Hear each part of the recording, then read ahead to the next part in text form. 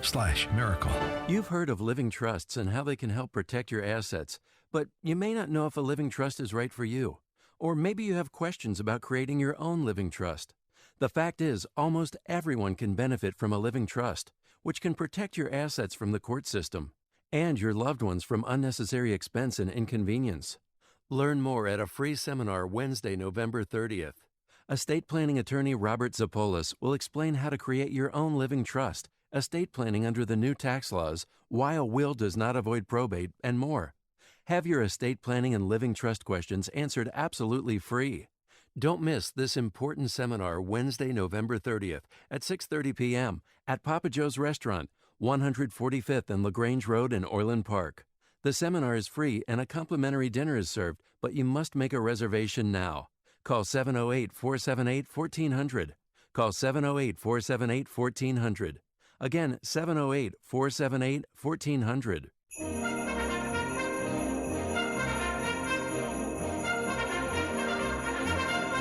Celebrate the holidays with the Chicago Symphony Orchestra's Merry, Merry Chicago, December 16th through the 23rd at Symphony Center.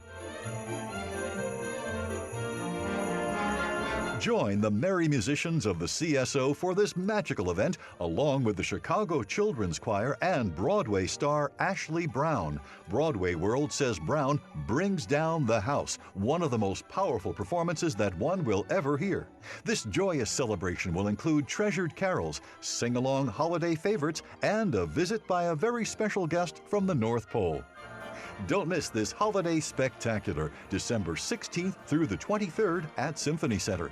For tickets, visit cso.org/holidays.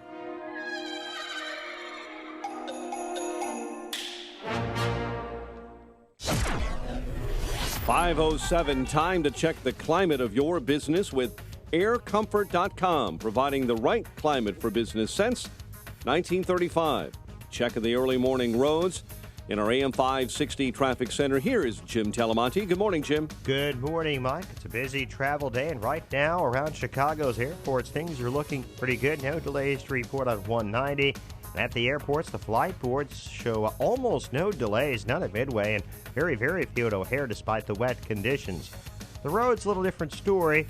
8 ends outbound at Foster. There's a crash blocking the left lane.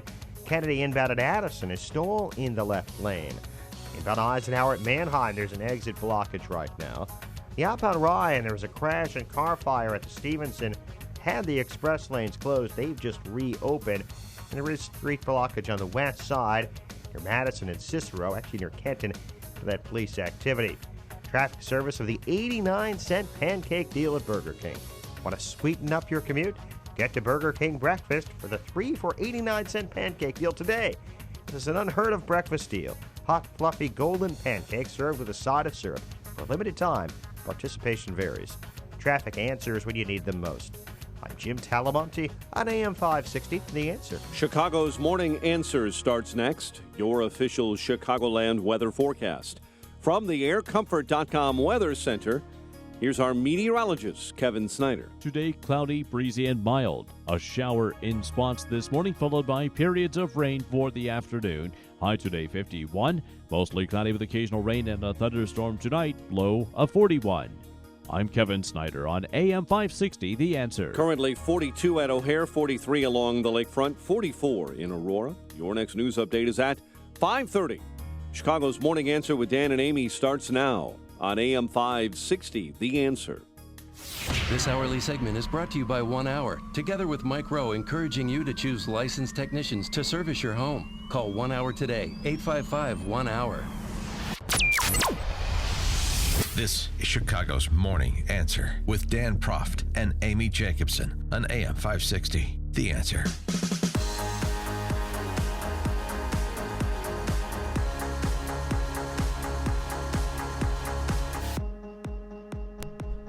Good morning, Dan. And in for Amy this morning, she is sitting Shiva with Jan Schakowsky mourning the death of Fidel Castro, is Chicago Tribune columnist John Cass. John. Hey. Great to be with you. Good to be with you. Thanks for coming in. I'm sorry I'm not going to mourn the death of the brutal dictator who ran a prison island, but then, of course, I'm not Prime Minister of France. Well, wait a second. I saw a statement from I'm sorry, you Canada. on the topic. It is with deep sorrow that I learned today of the death of Cuba's longest-serving president. Fidel Castro was a larger-than-life leader who served the people for almost half a century. A legendary revolutionary and orator, Mr. Castro made significant improvements to the education and healthcare of his island nation. Was that from your Sunday column?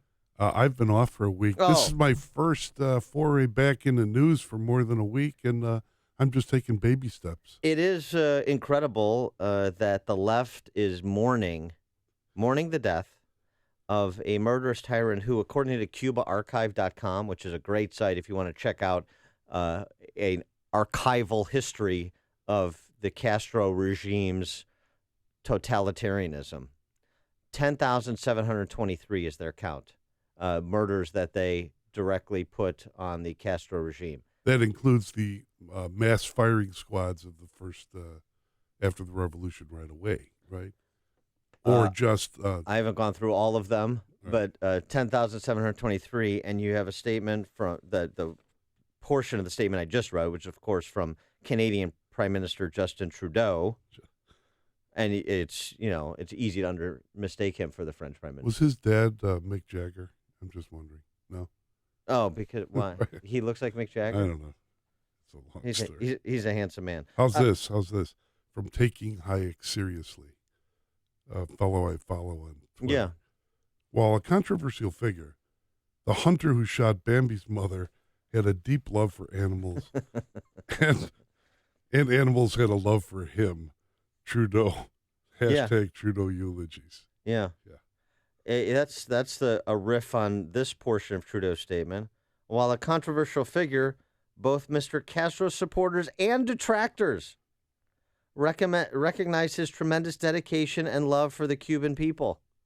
No, I'm sorry, I don't recognize his tremendous love. I mean, I understand the psychosis, the sociopathology of I love you so much I have to kill you. I just don't subscribe to it. Yeah.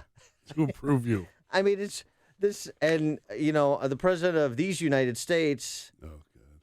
Please go away. I mean, can he just go away? He should be thankful for Trudeau's statement, because otherwise everybody would be singularly focused on his statement, which is at the time of Castro's passing, we extend a hand of friendship to the Cuban people. That's been done. That was done. That was done a while back. The Pritzkers did for that hotel deal that Barack Obama helped engineer, didn't he? Well, he was doing low fives with Raul. Just seems like just 6 months ago or so. Ballpark. That's right. Yeah, just they took it a ball game. Watch the ball game. Mm-hmm. We know that this moment fills Cubans with powerful emotions. Yeah, it does. Recalling the countless ways in which Fidel Castro altered the course of individual lives, families, and of the Cuban nation. I love that. Altered the course, did he? He altered the course. By cutting it short. Right. By snipping those lives. That's right. History will record and judge the enormous impact of this singular figure on the people and the world around him. Boy, I mean, that is such great Orwellian talk to kind of paper over the record of someone who right now is burning in hell with Stalin and Hitler and Pol Pot and Ceausescu and all the other murderous dictators of the 20th and 21st centuries. But isn't it reassuring to know that the left will excuse all those murders and killings if it accomplishes what they want, or at least in their own fantasies? Well, I mean, the statements are jarring. I mean, they're truly jarring. And of course, as you know, being a man of letters, remember that, as Lenin said, communism is just socialism in a hurry. So all of those people who think socialism is au courant again. Which is French for current. Fashionable, yes. This is where you wind up. You embrace totalitarianism, whatever its leftist nuance, and prepare for a body count. Is that fair? I'm personally involved here because my father fought against communism in the late 40s in his own country, and then we'd have a series of professors, years later, trying to educate me and my brothers to tell us about how great it was. Remember those days? Yeah. How great how great it was. Oh, that's a perfect segue because Andrea Mitchell must be a protege of those professors who were defending communist repression in Greece. Andrea Mitchell's report over the weekend on NBC5 upon the occasion of Fidel Castro's passing. Listen to this.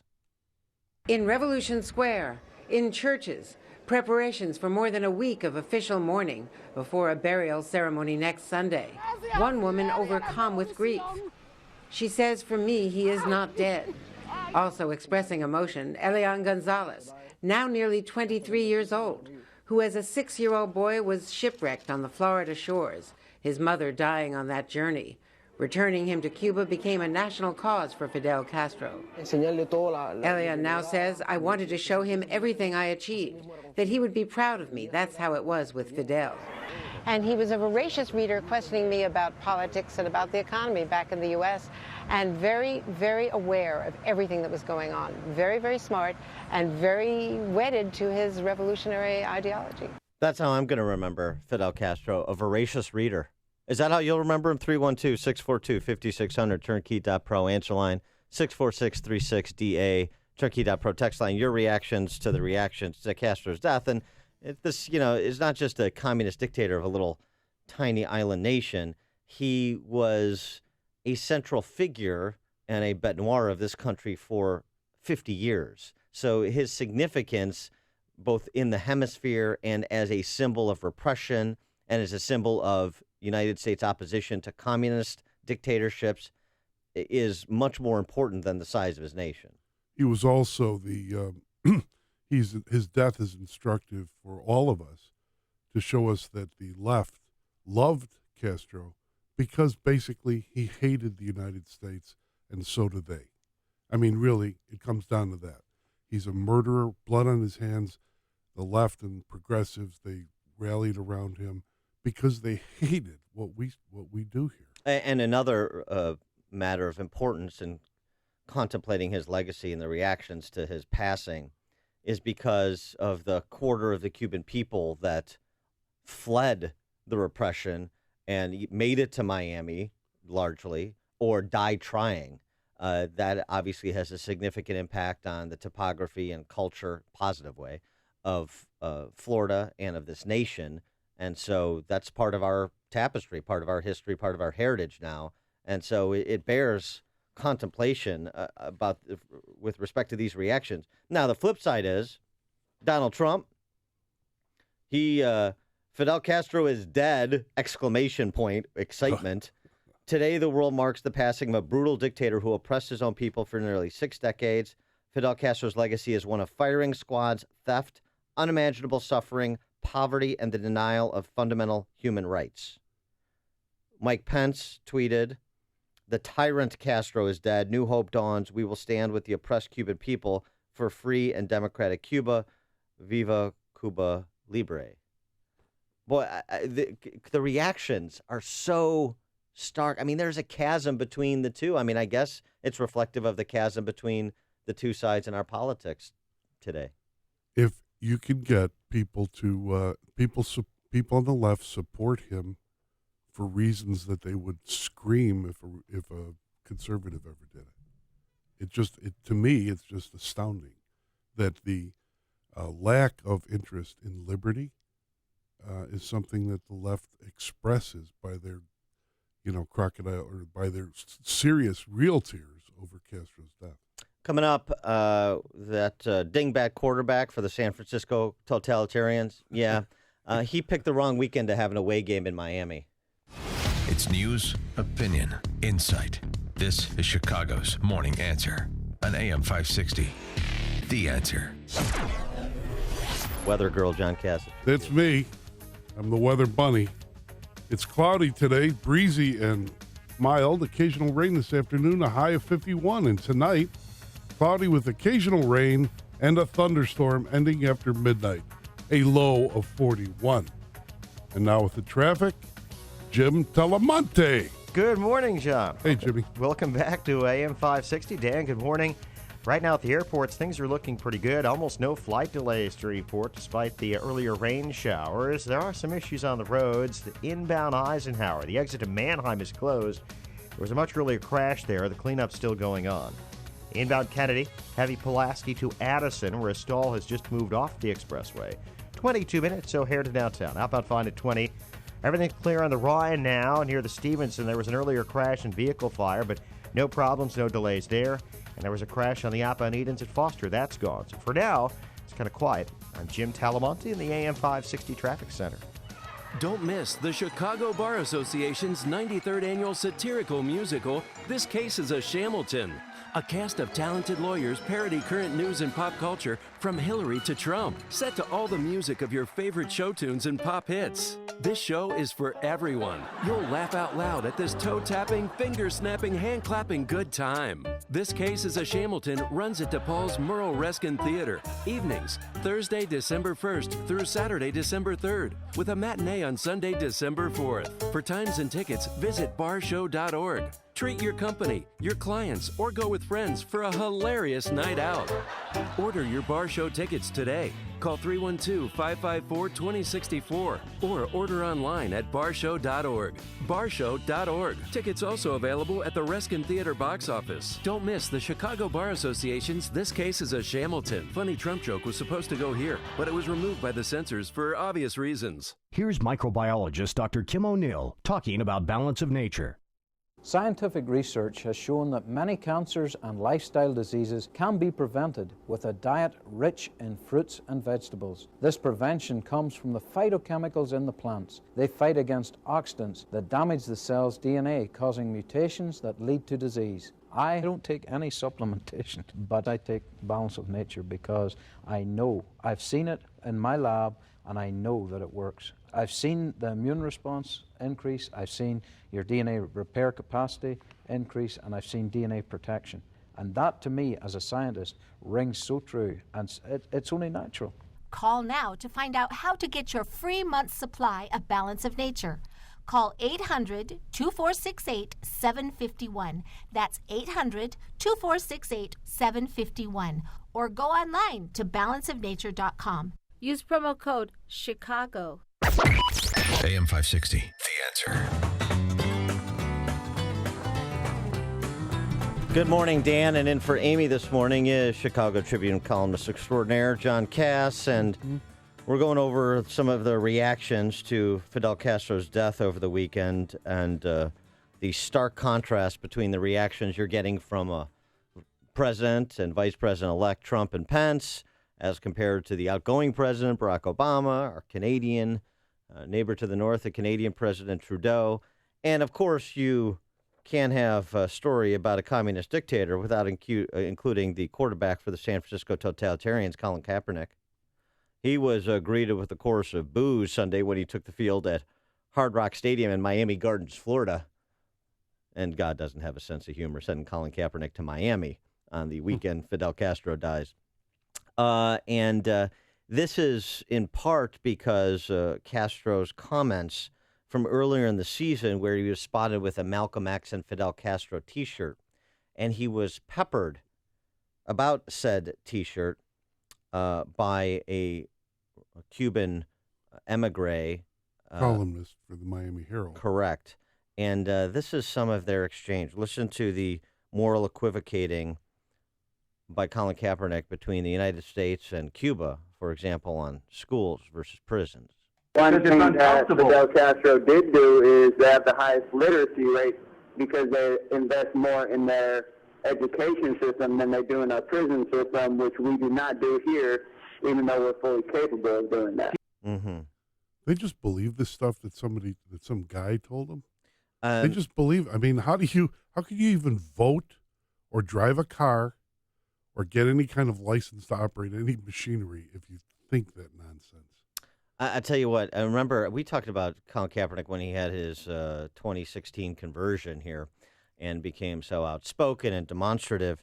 And it's a cautionary tale for you young men out there about not getting swept up when you get your first girlfriend. Because I think his girlfriend has a lot to do with his newfound radical radicalization with respect to Black Lives Matter and the like, because she's like an aspiring rapper and a Black Lives Matter activist.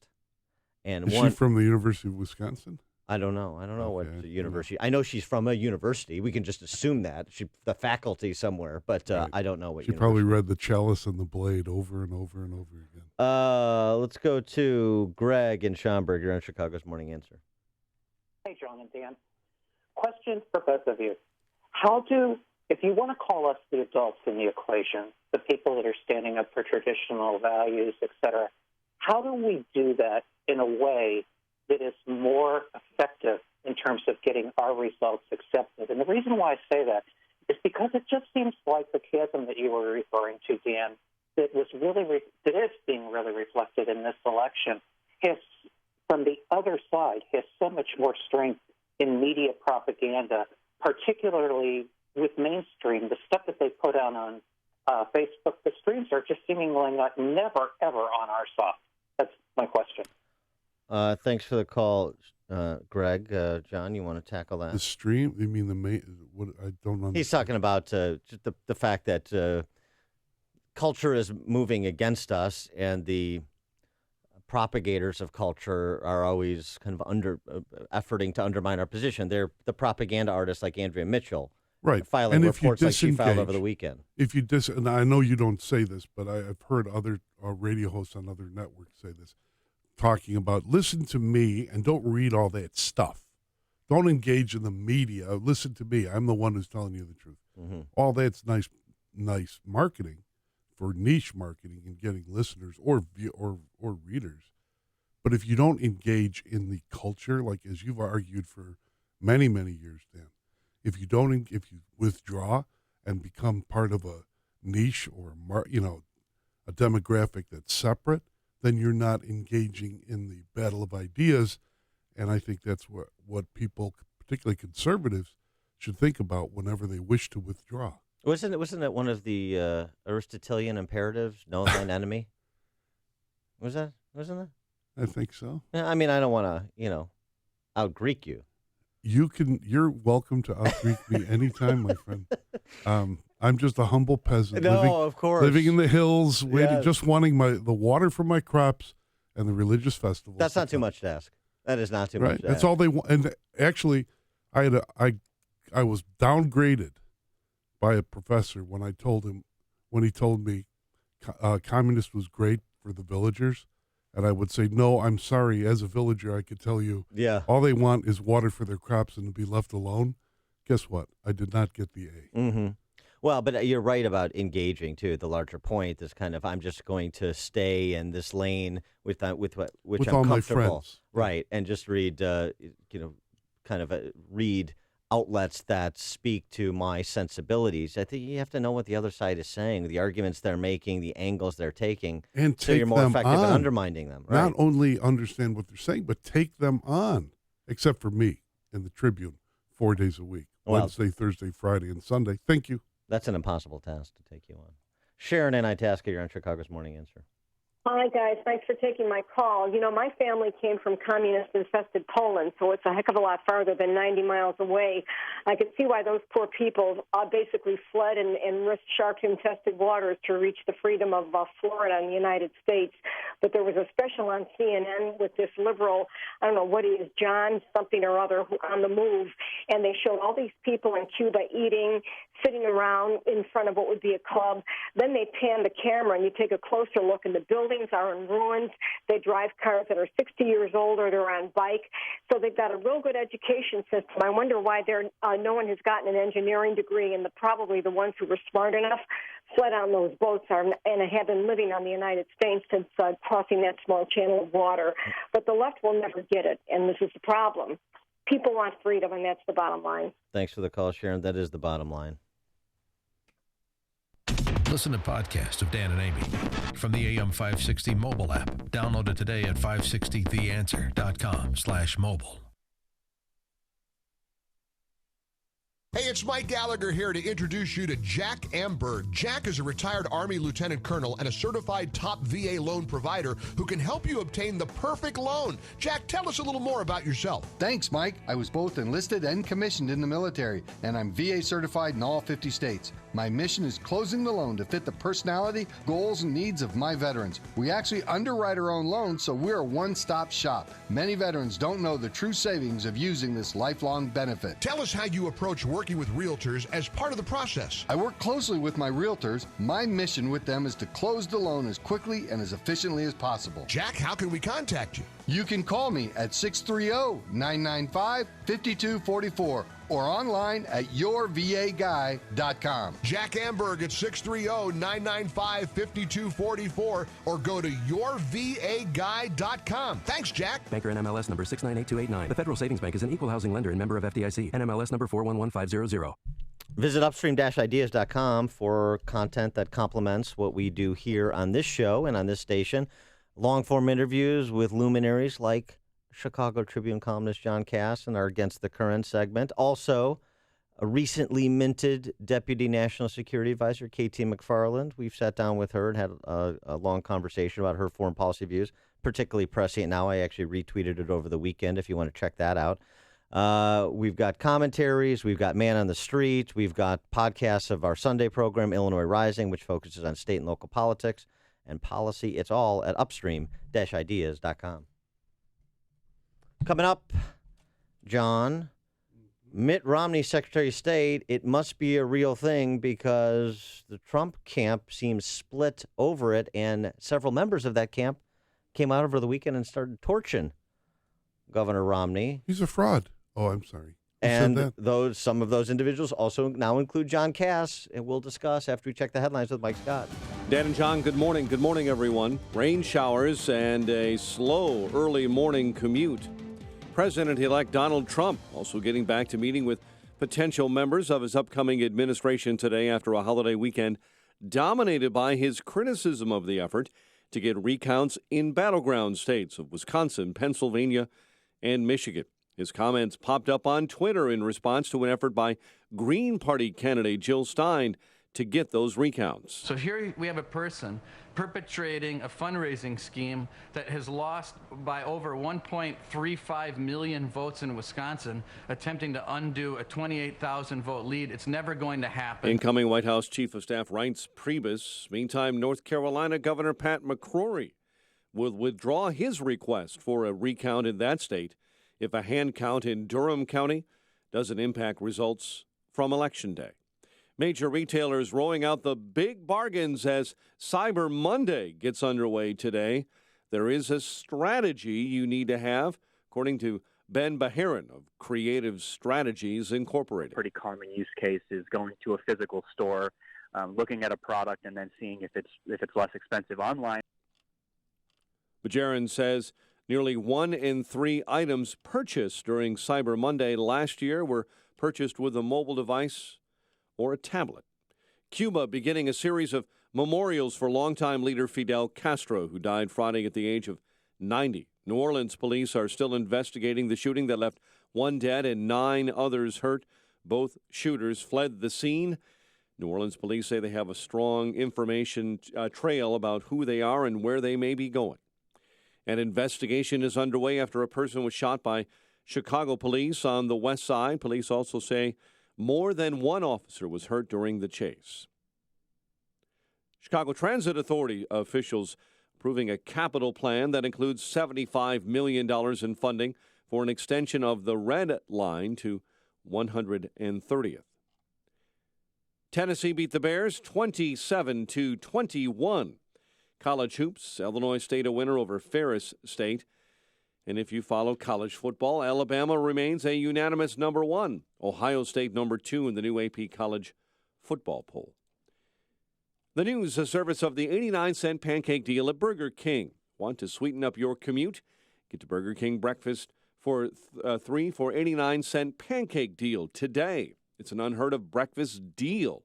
Hot, fluffy golden pancakes served with a side of syrup for a limited time. Participation varies.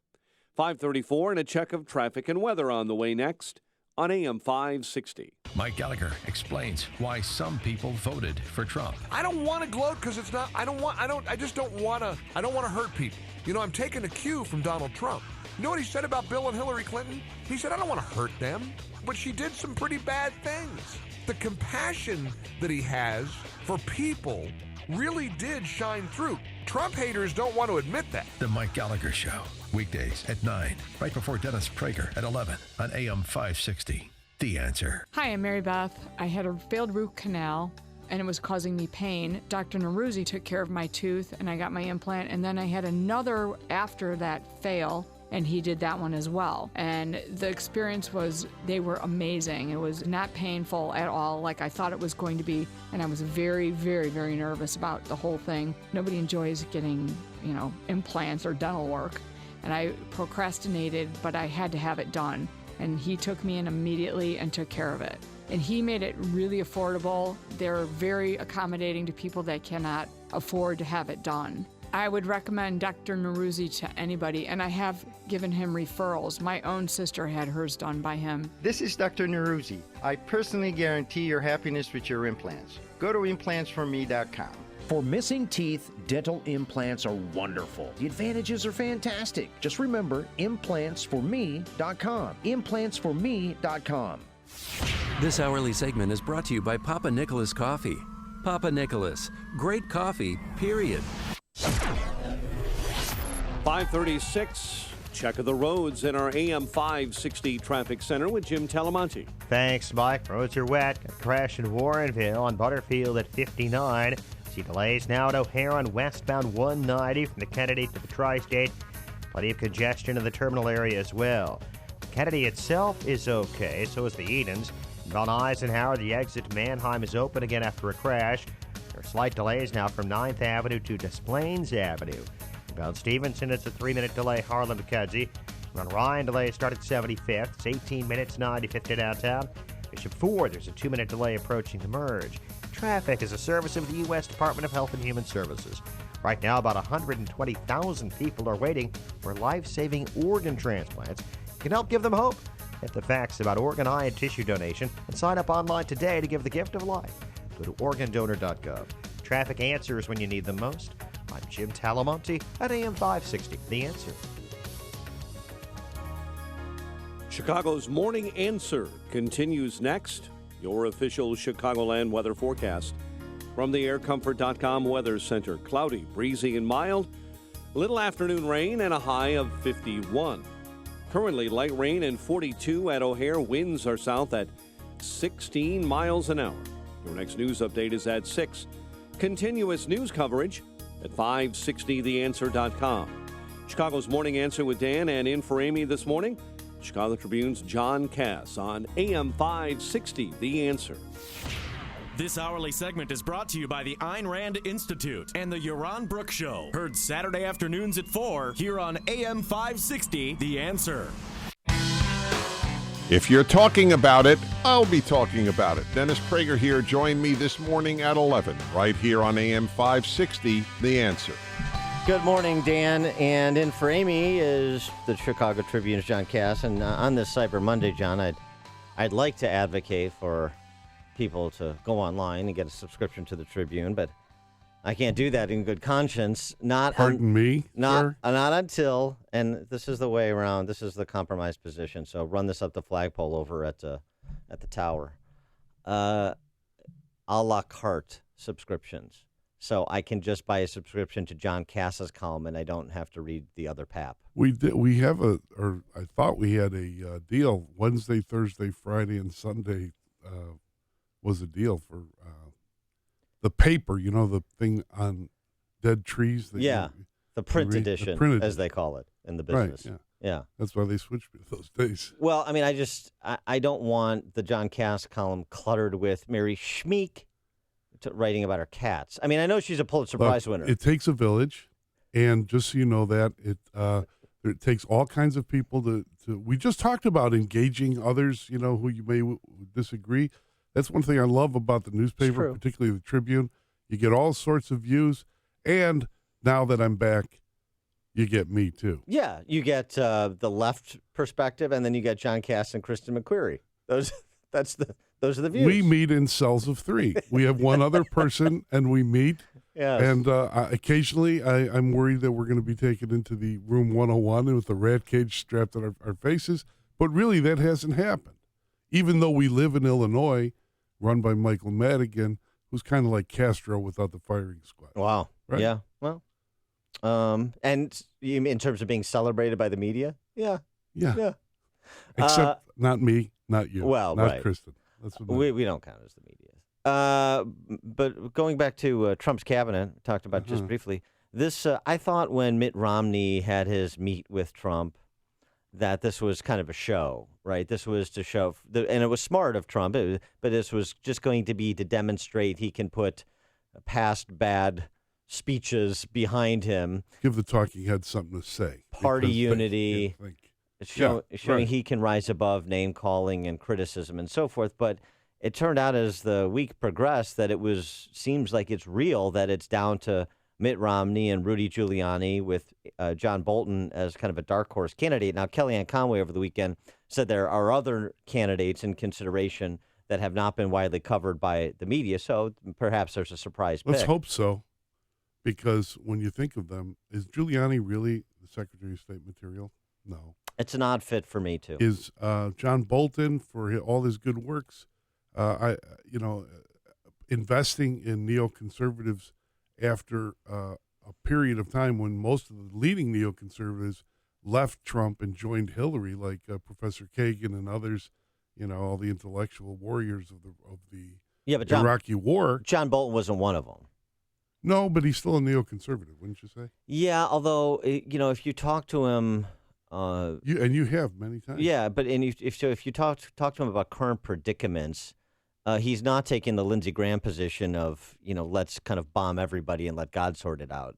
Let's put 50,000 boots on the ground in Syria. No, thank you. Right. He doesn't have a shorter list of people I don't want to invade as compared to people I do want to invade, like Lindsey Graham does. But so, I understand, but the whole, and then KT McFarland, another, I would say, very interesting. You had her on your lengthy, your long form interview program on Upstream Ideas, and you've had her on here, and in another life, I had her on in different shows. Again, part of that whole Washington establishment crowd, right? Well, but here's the thing I'd say about this. Okay, so first of all, Bolton and McFarland and some of the so-called neocons are really cold warriors. KT McFarland came up through Kissinger and Cap Weinberger, right? And so I don't think you can kind of judge someone's entire foreign policy judgment simply based on Iraq.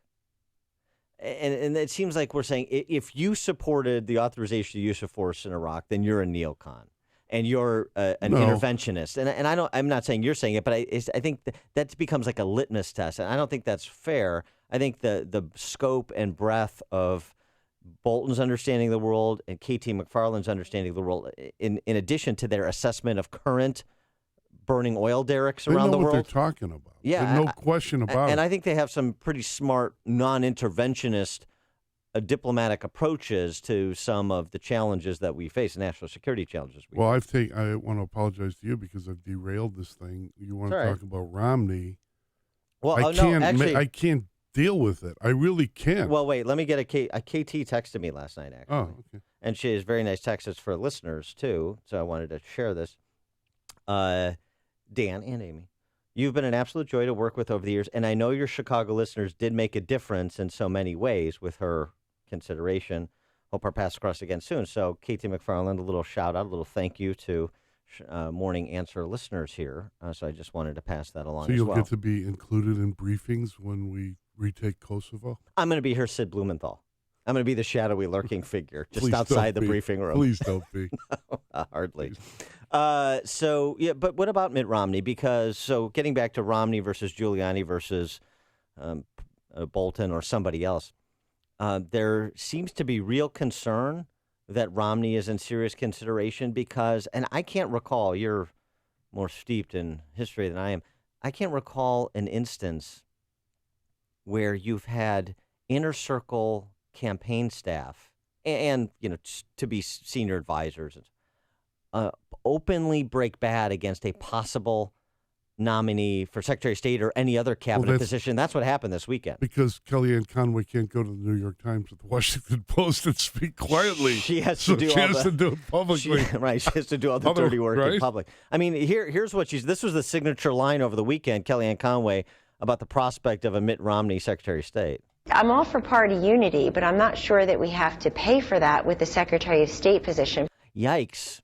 And she went on to talk about Mitt Romney's speeches that denigrated Trump, and that there was never really any rapprochement between Romney and Trump or any kind word said. Also, interestingly, a little kind of internal dynamic, and I understand this.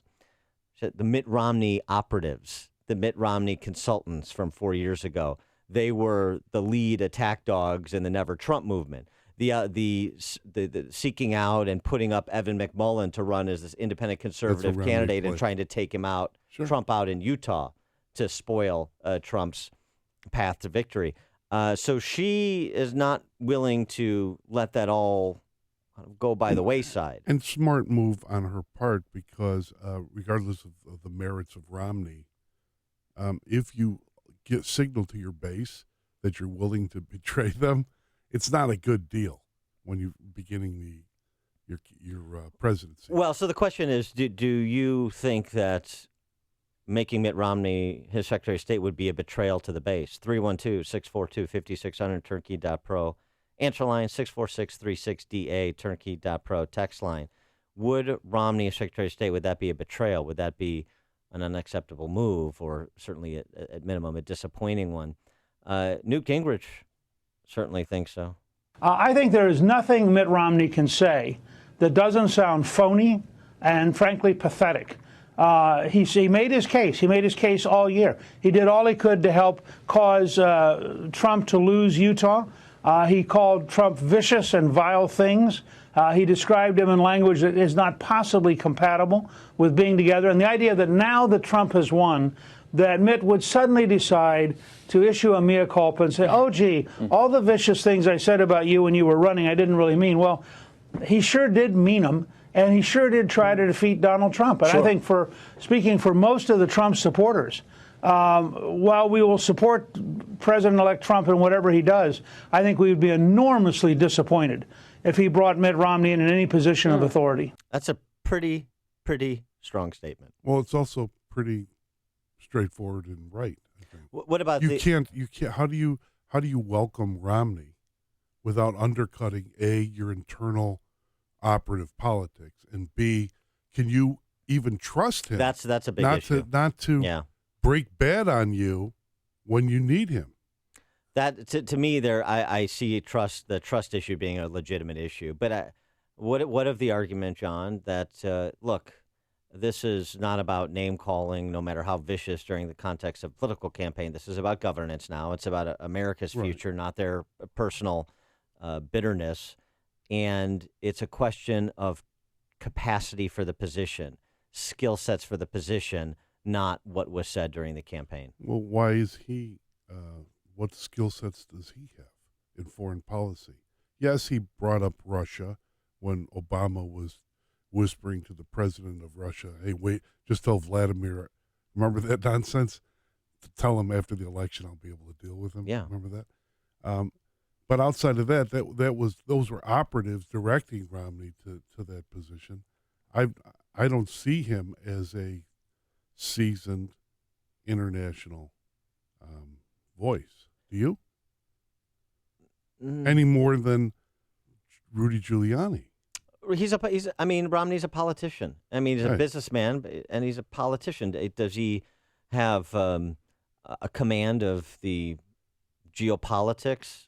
Find some. Yes. Okay. But I mean, to your point, would I rather see a career diplomat, a foreign service officer, but that's an innovative thinker? If you could have someone that fits that bill, yeah, I would.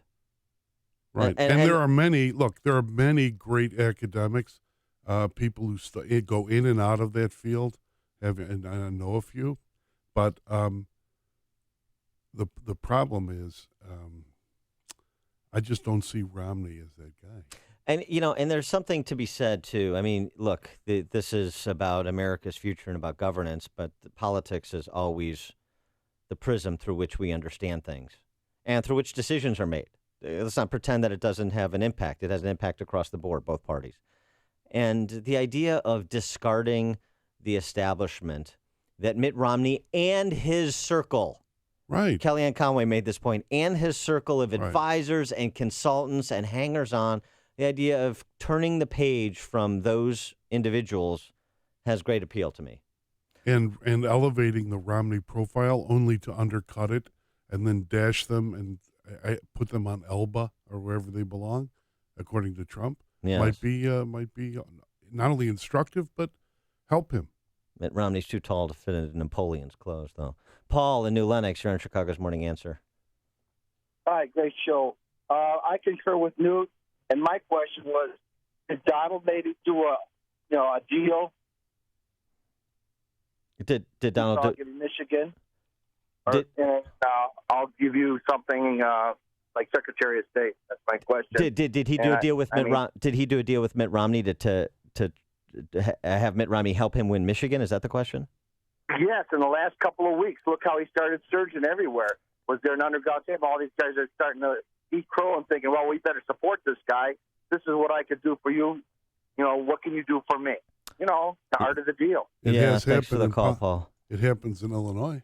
Yeah, but that kind of dealing. Mitt Romney lost Michigan by 10 points 4 years ago. Right, but the general point of the question is that things started to come together for Trump, right? Did that have organizationally as well? Did that have anything to do with Mitt Romney? I don't think so. Know. I mean, if you read what the strategy of the Trump campaign was and Kushner's strategy, it was these Rust Belt states, these decaying towns under in Obama's America, and they put a lot of resources. I don't think Mitt Romney had anything to do with Trump breaking through the blue wall in the Midwest, and I don't think there's a deal cut. I got a problem with this whole thing. On one hand, you have Romney, the politician, look for a politician.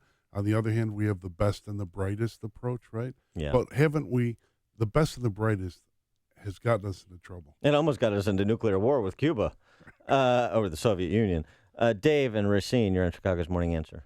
Good morning. I'm just wondering if Newt Gingrich's points might be kind of blunted because of considering the fact that he did an ad where he's sitting on a couch with Nancy Pelosi talking about the threat of man-made global warming. Well, yeah, Newt's got Newt kind of ventures off the farm from time to time, but I don't know what that has to do with. His point might be tempered about talking about the, going to the other side. When he's done so far worse than.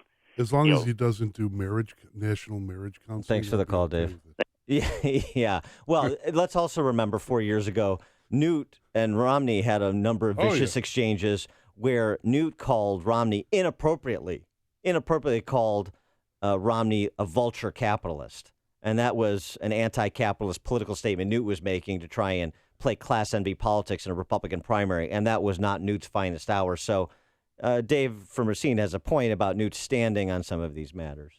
The more you listen, the more you'll know. This is Chicago's Morning Answer. Morning Answer on AM 560. The Answer. And now for today's weather. It's cloudy, breezy, and mild. Occasional rain this afternoon, a high of 51. Cloudy with an occasional rain tonight. When you read the weather, it makes me want to run into a fresh meadow. Does it? Yes. And use some certain products to make you feel better? With a thunderstorm ending after midnight, a low of 41. Thanks, Dan. Jim, take it away, Jim, before we have a fight here. Thanks, gentlemen. Nothing fresh about traffic. It's pretty soggy. On the outbound Kennedy, delays are from Central to the airport, and then on 190, it's bottled up from the Kennedy to the Tri-State. Looking at about 30 minutes and rising from downtown to O'Hare. Inbound still okay. The Edens looks good. Inbound Eisenhower, the exit to northbound Manheim has been blocked again to clean up an overnight crash. Traffic can exit to southbound Manheim. The Ike runs 34 minutes, Thorndale to downtown. Stevenson, 39 minutes, 355 to Lakeshore Drive. Ryan, 21 minutes, 95th to downtown. Bishop Ford, 23 minutes, 8094 to the Ryan. Tollways are pretty light. I'm Jim Talamonte in the AM 560 Traffic Center. Looking to secure financing on a new home or refinance your existing home, then you need to do what Amy did and call David Hochberg. Carol called to consolidate her mortgage, credit card debt, and student loans because her husband Sam listens to David's show. Carol and Sam lived on credit cards to feed their family and cover expenses when Sam lost his job. Sound familiar? David informed Carol that consolidating her debt into a 15-year fixed loan would reduce her payment by more than $1,000 a month. Carol talked it over with Sam, and this is a direct quote. If David said to do it, then let's do it. Needless to say, David is helping Carol and Sam recalibrate their debt and save more than $12,000 a year. If you've accumulated debt because of a job loss and you'd like David's help recalibrating your debt, give him a call now at 312-751-1333 or visit am560david.com. David's helped Amy and Sam and Carol and thousands of AM560 listeners, and he'll help you, but you have to call 312-751-1333 or visit am560david.com. Pearl Mortgage is equal housing lender, Illinois residential mortgage license C4358, RMLA, NMLS 19186. Balance of Nature's fruits and veggies. I had some ulcer issues on my leg that I had from Vietnam. It would erupt on occasion of periods of stress. When I was taking juices, these ulcers had disappeared, but I was not able to get good quality fruits and vegetables to make good juices. And, these ulcers came back. But since I've been taking the fruit and the veggie capsules, these ulcers again have subsided. Good health is only a phone call away. What are you waiting for? Don't miss your opportunity to get a free month supply of Balance of Nature. Call 1-800-2468-751.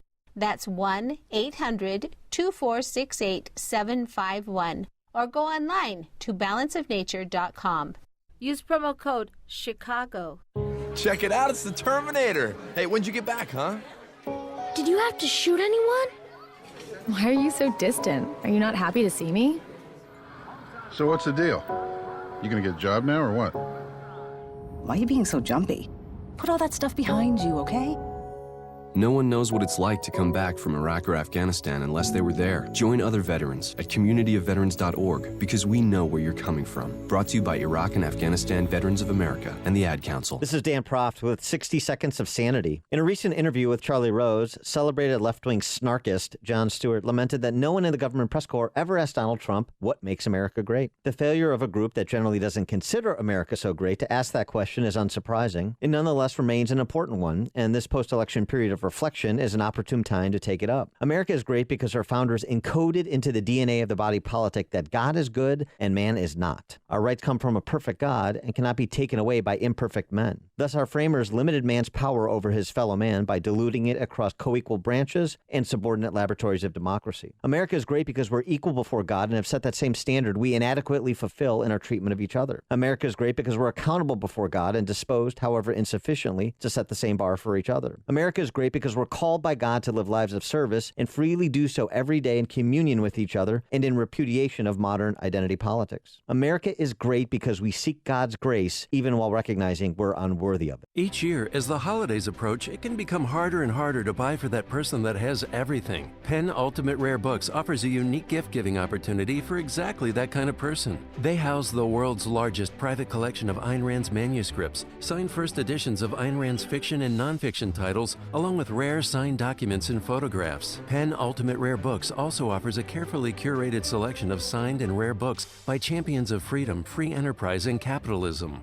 From Thomas Paine to Thomas Jefferson to Thomas Sowell, unique signed Einstein to unparalleled signed Ayn Rand. Learn more about these rare, unique, and historic books by visiting penultimaterarebooks.com. Give the gift of signed history this holiday. The world's largest private collection of Ayn Rand's manuscripts, plus signed first editions and landmark books in all fields of achievement and free enterprise. Turn your page in signed history with a unique gift this holiday season. Find it all at penultimaterarebooks.com. That's penultimaterarebooks.com. Welcome to Move Time Radio, presented by the Arthritis Foundation, and we're smack dab in the middle of our dance-a-thon to fight arthritis pain. Me, I've been grooving for 10 hours straight, baby, but I'm a boogie machine. See, movement is just one of the ways to help fight osteoarthritis pain. Another is weight loss. You get rid of just 1 pound. That's 4 pounds of pressure off each knee. For more information on managing pain, visit fightarthritispain.org. Then meet me on the dance floor. This message brought to you by the Arthritis Foundation and the Ad Council. Coming up, why would the Democrats pursue a recount they know they can't win? We'll have the answer at 6:06. But now let's check the headlines with Mike Scott. Dan, a person shot by Chicago police on the west side. The investigation continues this morning. A man arrested connected to the death of a Southern Illinois girl. And the CTA approves funds for a large red line extension. WIND Chicago News Time, 6 o'clock. Fox News Radio. I'm Dave Anthony. They'll meet this morning in Wisconsin. Election officials working out a timeline for a presidential recount, led by Green Party candidate Jill Stein, who also wants recounts in Michigan and Pennsylvania. And Donald Trump is not happy. Fox's Rachel Sutherland live in Washington. Dave, the president-elect sent out nearly a dozen tweets yesterday blasting the recount efforts. Advisor Kellyanne Conway told ABC's This Week that Mr. Trump isn't gracious to Hillary Clinton and suggested she's doing exactly what she was worried he would do if he lost. Why in the world can't the Democrats, quote, accept the election results? The president-elect also posted claims of widespread voter fraud, saying he would have won the popular vote had millions not voted illegally. The Clinton team says it hasn't found any actionable evidence of voter fraud, but says the campaign is joining the recount to make sure it's fairly represented. Dave. Rachel, jury selection will resume this morning in South Carolina, days after a federal judge ruled Dylan Roof is mentally competent to go on trial for murdering 9 black worshipers during a church Bible study last year. There will be 21 gun salutes in Cuba amid the 9 days of mourning for late leader Fidel Castro. The reaction very different in Little Havana. Fox's Evan Brown live in Miami. Yeah, Dave, no gun salutes, but plenty of noise. Even still along Calle Ocho or 8th Street in Little Havana, which has been the home to Cuban Americans, the dissidents who escaped and their families, some who weren't even born then. I'm here basically for my grandmother, my grandfather, people that aren't around anymore that can't celebrate. It's something that they've been waiting almost 6 decades for. And they say their struggle for freedom isn't over, Dave. Yeah, but a lot of Americans will point, click, and shop on this Cyber Monday. Not a productive day at work. 94% of employed consumers plan to shop on the job this year. In fact, they're planning on shopping for an average of 4 hours. Sarah Skirball with Retail Me Not. This is Fox News Radio. Fair and balanced.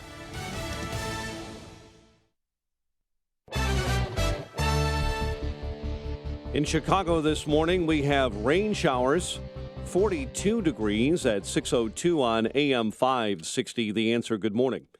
I'm Mike Scott. Chicago police say a person accused of shooting a pregnant woman was shot and killed by police on the west side. Officers found that woman last night with a gunshot wound to the stomach in the 4600 block of West Adams. The suspected shooter then ran away before firing multiple shots at Chicago police. Officers then returned fire and shot that suspect in the 4500 block of West Randolph.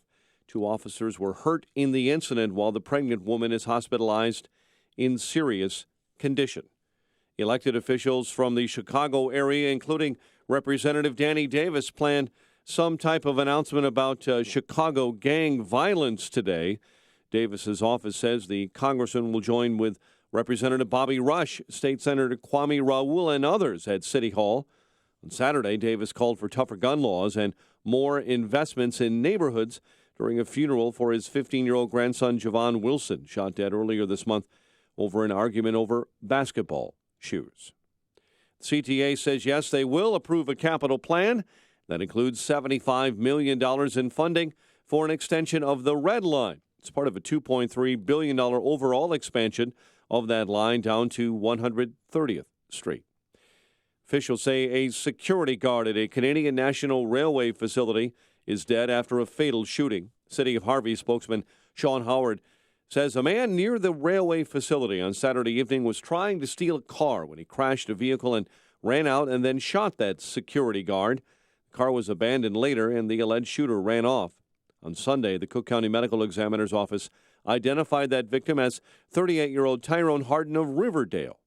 Railway spokesperson says the guard worked at that facility as a private third-party contract guard in Harvey. Tennessee beat the Bears 27-21. Matt Barkley, not a bad NFL debut with 3 touchdown passes and 316 yards through the air. The already depleted Bears took more hits on Sunday with an injury to linebacker Danny Trevathan. The news, a service of the 89-cent pancake deal at Burger King. How is this even possible? Right now at Burger King, you can get 3 pancakes for 89 cents. 3 hot, fluffy golden pancakes for just 89 cents. Unbelievable but true. 3 pancakes, 89 cents, only at Burger King, limited time only. Price and participation vary. 6:04 and a check of traffic and weather on the way next on AM 560. Christmas is less than a month away, and this year, give the gift of sunshine. Grab your passport to paradise and join Dan Proft, Amy Jacobson, and Joe Walsh at Secrets Cap Cana Resort and Spa in beautiful Punta Cana. It's an unlimited luxury adults-only resort with all the amenities you can imagine. Give this trip as a gift to a loved one or treat yourself this holiday season. Visit 560theanswer.com and search for the keyword passport. I'm Jay Farner, president of Quicken Loans. Mortgage rates have dropped again. In fact, recently, mortgage rates have dropped to the second lowest level in history. Now is the time for you to take advantage of these historically low rates and save serious money every month by refinancing your mortgage. The rate today on a 30-year fixed-rate mortgage is all the way down to 3.99%. APR, 4.77%. Call Quicken Loans today at 800-QUICKEN to see how far we can lower your mortgage payment. For 6 years in a row now, J.D. Power has ranked Quicken Loans highest in the nation in customer satisfaction for primary mortgage origination. And for the third year, they also ranked us highest in the nation for mortgage servicing. It's a great time to refinance with Quicken Loans and save hundreds every month. This ultra-low rate of 3.99% won't last long. So call 800-QUICKEN or go to QuickenLoans.com. That's 800-QUICKEN. Visit jdpower.com for award information. Call for cost information and conditions. Equal housing lender. Licensed in all 50 states. NMLS ConsumerAccess.org, number 3030. 6:06. Let's get a check of the roads in our AM 560 traffic center with Jim Talamonte. Thanks, Mike. The inbound Kennedy has slow pockets between 190 and Lawrence. Then it is also heavy on the outbound side. Or I should say on the inbound side in the express lanes from Diversey to Armitage. There's a stall in the right lane. 23 minutes O'Hare to downtown, but more in the express. Outbound, 35 minutes downtown to the airport. Still Montrose to 190. There are some additional delays. The Eisenhower's 35 minutes Thorndale to the post office.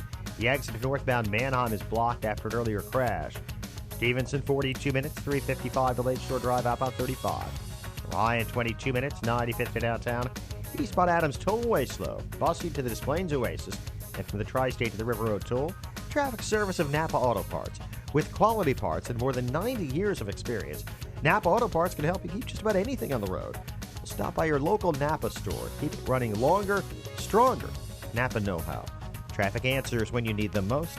I'm Jim Talamonte on AM 560, The Answer. Chicago's Morning Answer continues next. Your official Chicagoland weather forecast. From the AirComfort.com Weather Center, here's meteorologist Kevin Snyder. A breezy day with wind gusts up to 30 miles per hour. A morning shower in a few spots, followed by periods of afternoon rain, high today 51. For tonight, patchy fog in the evening, wind gusts up to 35 miles per hour with occasional rain and a thunderstorm, low 41. I'm Kevin Snyder on AM 560, The Answer. 43 at O'Hare, 44 along Chicago's lakefront. Your next news update at 6:30, Chicago's Morning Answer with Dan. And in for Amy this morning, the Chicago Tribune's John Cass on AM 560, The Answer. This hourly segment is brought to you by Empowered Investing, the show dedicated to investors. Heard Saturdays at noon right here on AM 560, The Answer. Good morning. Welcome to your Monday morning briefing. Here's what you need to know to start your day. We are expecting crowds to gather yet again, carrying Cuban and American flags and celebrating the death of a dictator. Green Party candidate Jill Stein is leading the effort, hoping to get recounts also in Michigan and Pennsylvania. Donald Trump isn't amused. In addition to winning the Electoral College in a landslide, I won the popular vote if you deduct the millions of people who voted illegally. I think the American people know this is a waste of everyone's time and money. It is only to divide this country when we need to come together. I think there is nothing Mitt Romney can say that doesn't sound phony and frankly pathetic. I'm all for party unity, but I'm not sure that we have to pay for that with the Secretary of State position. This is Chicago's Morning Answer with Dan Proft and Amy Jacobson on AM 560, The Answer.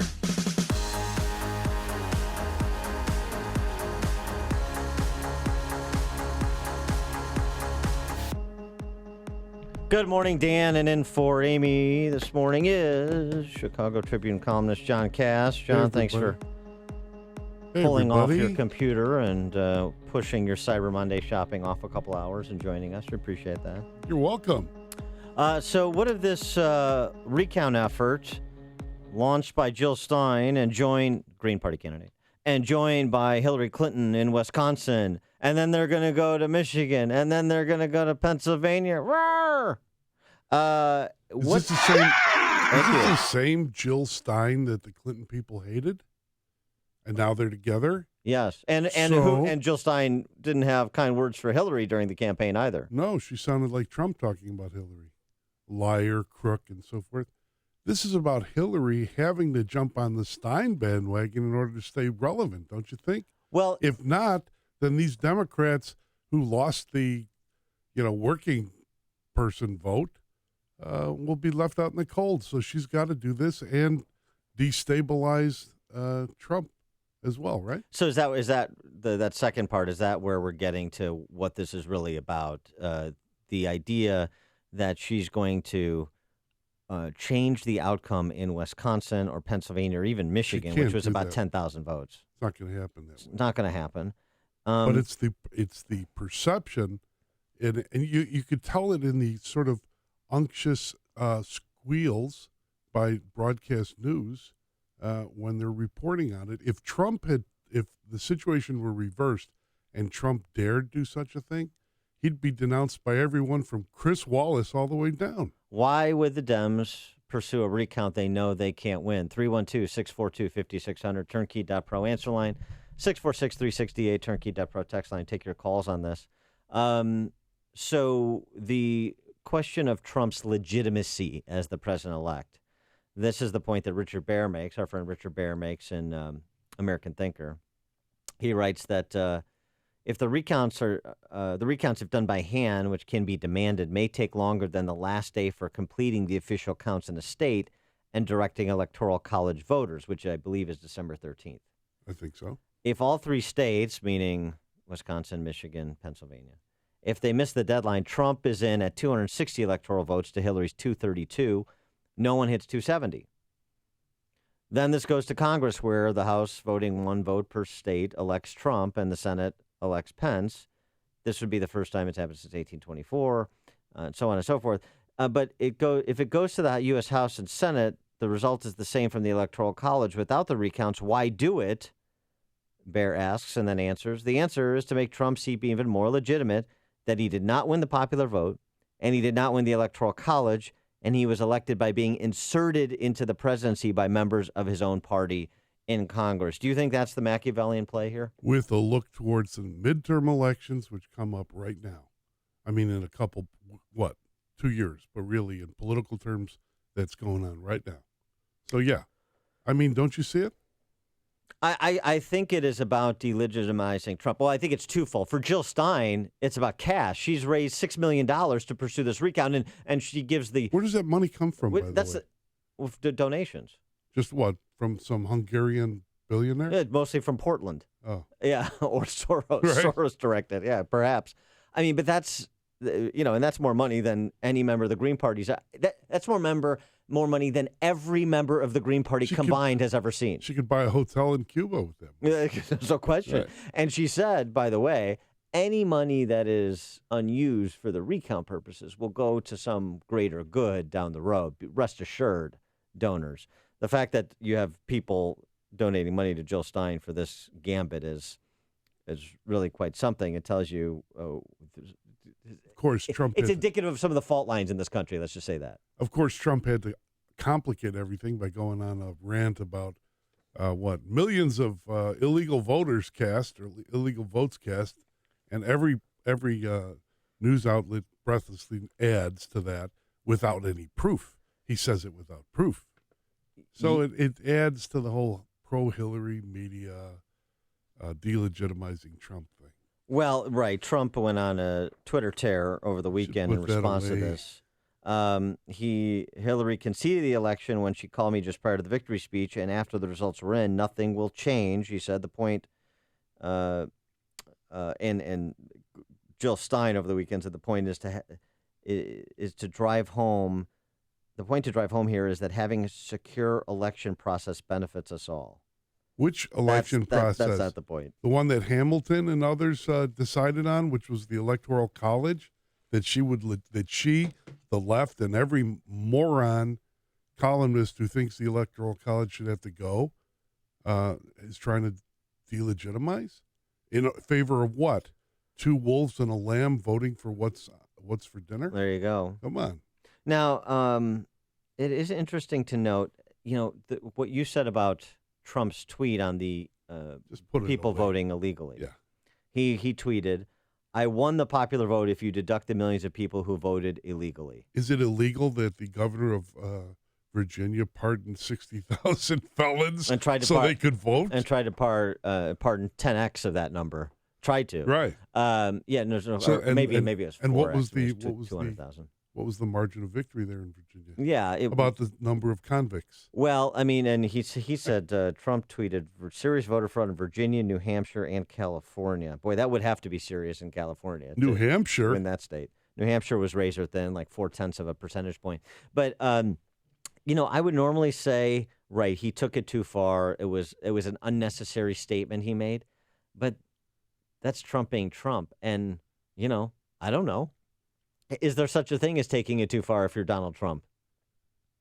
That's the problem between governing and running. Candace and DuPage, you're on Chicago's Morning Answer. Dan, it's good to hear your voice. Good to hear you, Good morning, Candace. Dan. Morning. I agree with you, Dan. I think it's about delegitimizing our whole process and also creating more civil disobedience. And I think that's what they want to do for the next 4 years, is to keep their base pumped up because they don't want them to get another 8 years. And personally, I don't think that Trump will want 8 years. And then my other point on what you guys talked about previously, I just want to make a note of that, is that I believe that Russia's not our biggest problem anymore. I don't like Romney because of everything he said, but I don't think Russia's the biggest problem anymore. I think it's the Muslim Brotherhood that are within our ranks, our own ranks, because of Obama's coup, and Saudi Arabia and that whole region. All right, thanks for the call, Candace. And look, Russia's not a problem anymore. According to Democrats, they rigged the election in Michigan, Wisconsin, and Pennsylvania.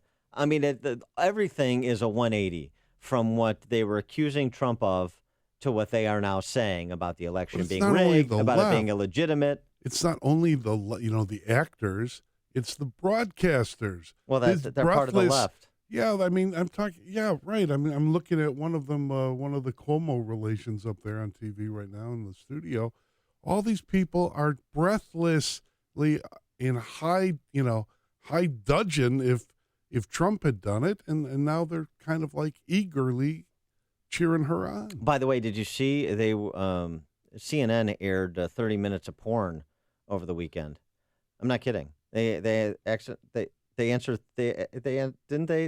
30 minutes of porn. CNN offered, there was a story, they're reacting to a tweet that said they released porn over the weekend in Boston. And then they apologized for it. And then they said, no, sorry, we shouldn't have apologized. There was no porn. There wasn't? No. There's a screenshot of porn. That's not. I mean, not that couldn't be you placed. See the difference between tweets and actual reporting? Well, I just wanted to bring that up because I heard, children in Stanford University study shows that kids don't know the difference between real news and fake news, and that's fake news. I just assumed that they were auditioning to replace Chris Cuomo. I mean, I don't know. Now, interestingly, on this recount Big matter, Chris. yeah, I mean, maybe try and get some ratings. Interesting, Tim Ryan, he's the Democrat congressman from Ohio challenging Nancy Pelosi for House Minority Leader. Yeah. On the matter of the recount, he said, I would counsel against it, but I'm moving on. He said the party needs to win and it has elections to win and needs to start rebuilding, of course, qualifying it, but saying they're in a different position than I am. But it's interesting, Tim Ryan, he's running this kind of quixotic campaign against Nancy Pelosi for House Minority Leader. Moderate Democrat. Yeah, not going to win. But the point is well made. dovetails to what you're talking about. He also, this Tim Ryan guy, I don't know enough about him to know for sure if this is just market positioning, because you have to present a contrast, a different vision if you're going to challenge an incumbent, or if it's real. But he also decried identity politics. And he said, which is obvious based on the map, that right now the Democrat Party is not a national party. It's a coastal party. And that's what it is. I mean, plus Illinois, of course. But it's a coastal party. And so it's just very interesting to see just this little weed growing up through the sidewalk in the Democrat Party. And that weed is Tim Ryan, and saying some things that when someone like you or I says them, that we're all the isms and suffering from all the phobias. We like the Hamilton that was not in the musical. Correct. Right? Before you see it on TV, share it on Facebook, or read about it in the paper. Hear it here first. This is Chicago's Morning Answer on AM 560. The Answer. This is the meadow forecast, the pristine meadow that Dan wants to frolic in. Freshly cut meadow. Right, but it won't be, it'll be a little moist in the meadow, Dan, because, and Bambi's mom, Dan, said stay out of the meadow, just so you know. Cloudy, breezy, and mild today. Occasional rain this afternoon, a high of 51. And tonight, cloudy with occasional rain and a thunderstorm ending after midnight, a low of 41. But tomorrow, sunny to partly cloudy and breezy with a high of 58. So it might get better, but stay out of the meadow, Dan. Please stay out of the meadow. Jim Telemonte with the traffic. Thank you, John. Good morning. Good morning, Dan. It's not spring-like on the roads. At O'Hare, we have heavy traffic on westbound 190 from the Kennedy to Manheim. It's a busy travel day. Most flights are on time. Kennedy travel time is 37 minutes downtown to O'Hare, inbound 27. A little heavier on the express after an earlier stall in Armitage. Eden's 21 minutes like Cook to Montrose, outbound 19. The Eisenhower is now 43 minutes, Thorndale to the post office, outbound 32. Stevenson at 46 minutes, 3:55 to Lakeshore Drive, outbound 35. Ryan, 22 minutes, 95th to downtown. Bishop Ford kind of heavy, 29 minutes, 80-94 to the Ryan. Eastbound Adams Tollway, slow busting to the Des Plaines Oasis, and Tri-State to the Kennedy. I'm Jim Talamonte in the AM 560 Traffic Center. Christmas is less than a month away, and this year, give the gift of sunshine. Grab your passport to paradise and join Dan Proft, Amy Jacobson, and Joe Walsh at Secrets Cap Cana Resort and Spa in beautiful Punta Cana. It's an unlimited luxury adults-only resort with all the amenities you can imagine. Give this trip as a gift to a loved one or treat yourself this holiday season. Visit 560theanswer.com and search for the keyword passport. Welcome to Staples. Staples guy, I desperately need a new office PC this holiday, but switching computers is scary. Well, now buy any PC at Staples and get free 30-day tech support. So someone will help me set it up? Yep. Help me connect to my network? And your printer. And if you order online, we'll have it ready in store in an hour. That is just what I always wanted. You really outdid yourself, Staples guy. You know me so well. Well, we just met, so. Best holiday ever! Turn year-end stress into holiday success. Staples. Make more happen. AM 560, The Answer.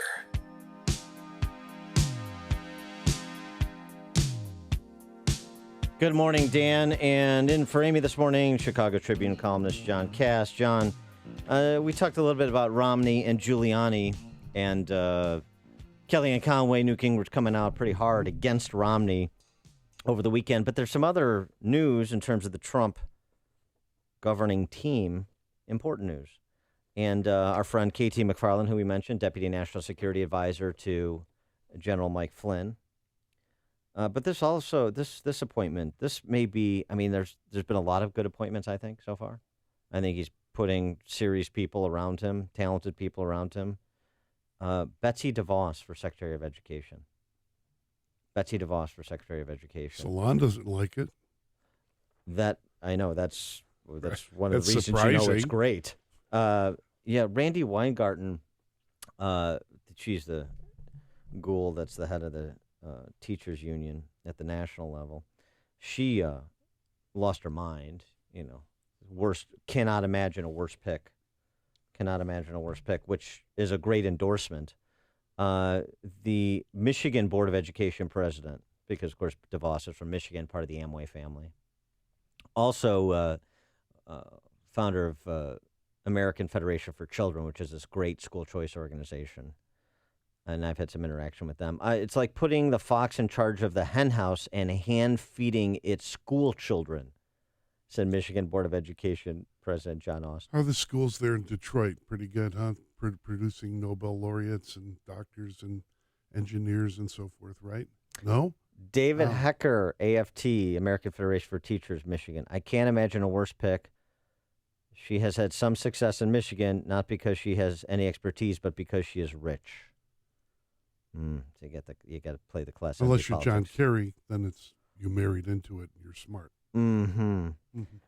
There's some question from conservatives about Betsy DeVos's position on Common Core, and she said, "I am not a supporter, period." Well, there was question as to whether or not she actually was a supporter, and then she's, backing off that now? Well, she made an unequivocal statement.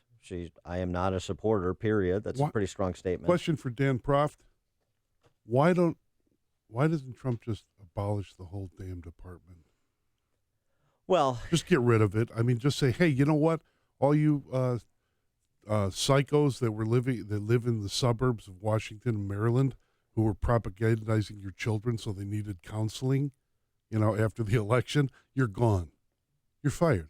We're closing down. We don't need a Department of Education created by Jimmy Carter as a sop to the teachers union. And I'm saying this as the husband and father of teachers. The husband and father. My wife, Betty's a teacher, and Peter wants to be a teacher and a soccer coach. Right. Okay. Well, so here's the thing about that. I certainly agree the Department of Education should not exist.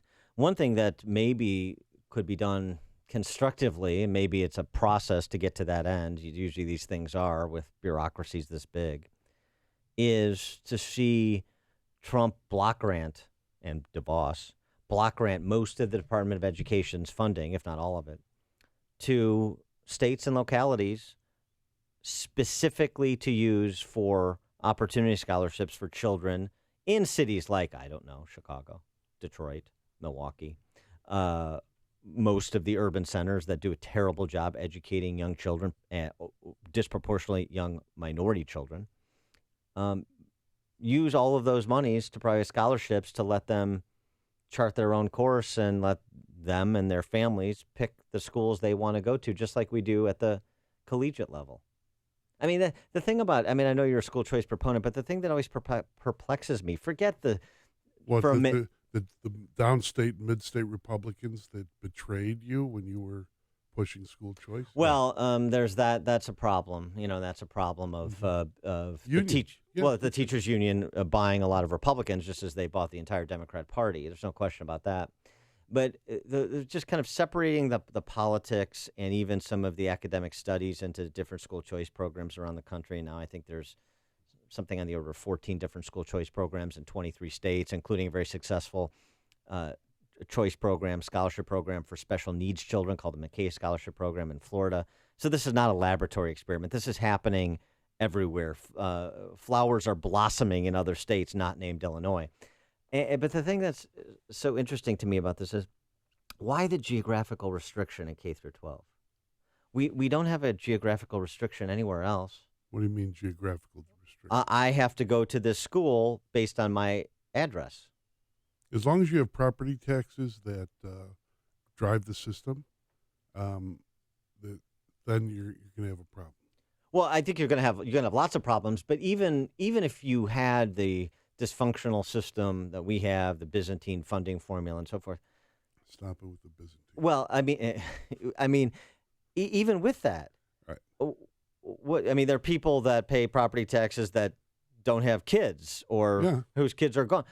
So again, I don't think just the property taxes as the main funder of K through 12 justifies a geographical restriction and a household income restriction, which is what it really is. I moved to a small suburban village where the property taxes were high and the schools are excellent. Yes. And as long as that's remains the case, I'm cool with it. Yeah, but so if you if you alter that system,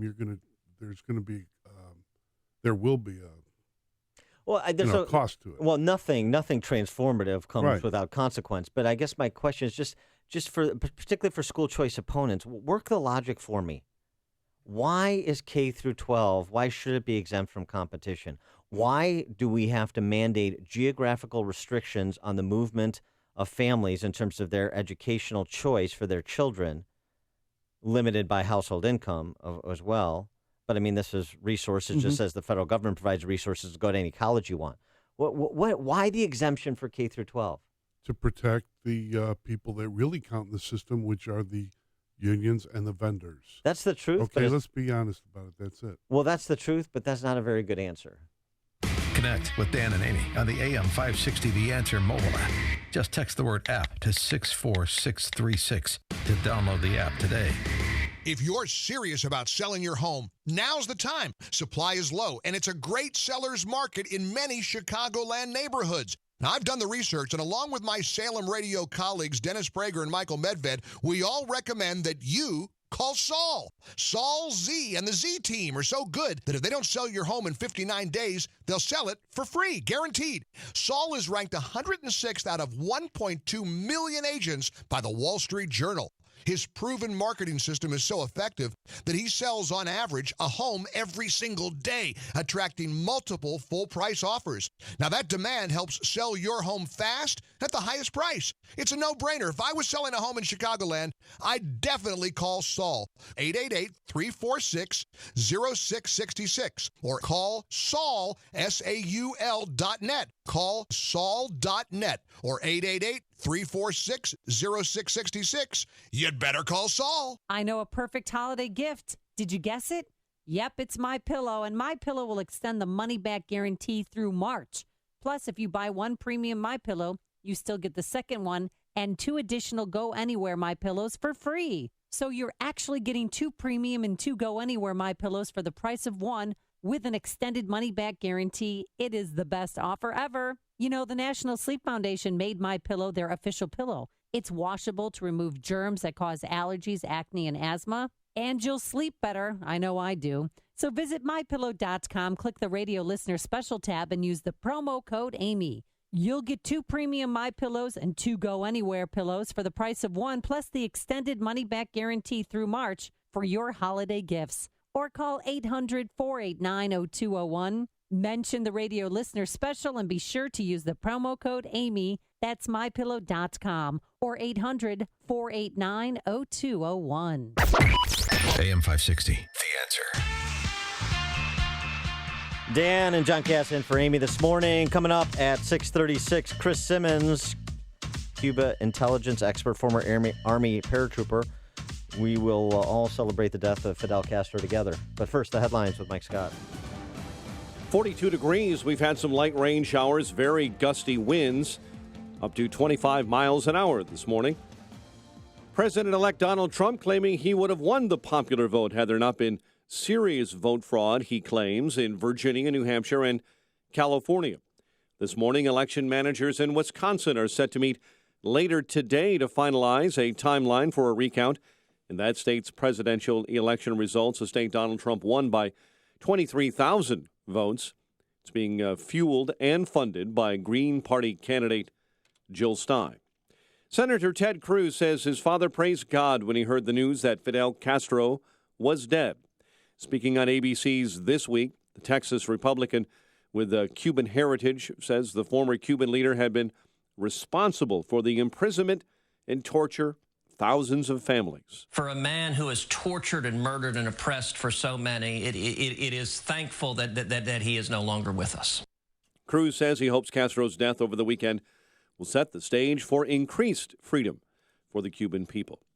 Jury selection begins today in the federal trial of Dylan Roof after it was halted November 7 in Charleston, South Carolina. Attorneys for Roof, who's accused of killing 9 members of a black church at a Bible study, had questioned their client's ability to understand the case against him. The judge last week cleared the way for the trial to continue. Major retailers rolling out the big bargains online today as Cyber Monday gets on the way. Police in Chicago say a person accused of shooting a pregnant woman was shot and killed by police on Chicago's west side. 2 officers were hurt in the incident, while the pregnant woman is hospitalized in serious condition. And an autopsy is scheduled for later today for a woman whose body was found in Nippersink Lake in north suburban Fox Lake. Police say Mary Anton and her dog were discovered dead Saturday in the water near the 200 block of Leisure Drive. Right now, investigators are not suspecting foul play. Chicago sports. Bears fall to Tennessee 27-21. The news, a service of Napa Auto Parts. With quality parts and more than 90 years of experience, Napa Auto Parts can help you keep just about anything on the road. So stop by your local Napa store and keep it running longer, stronger with Napa know-how. 6:35, a check of traffic and weather on the way next on AM 560.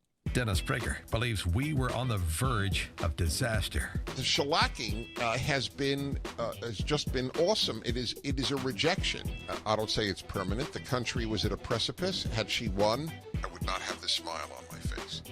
It would have been perhaps irreparable, the damage that the left has done, as it does everywhere. Look at Western Europe. The Dennis Prager Show, weekdays at 11, right before Sean Hannity at 2 on AM 560.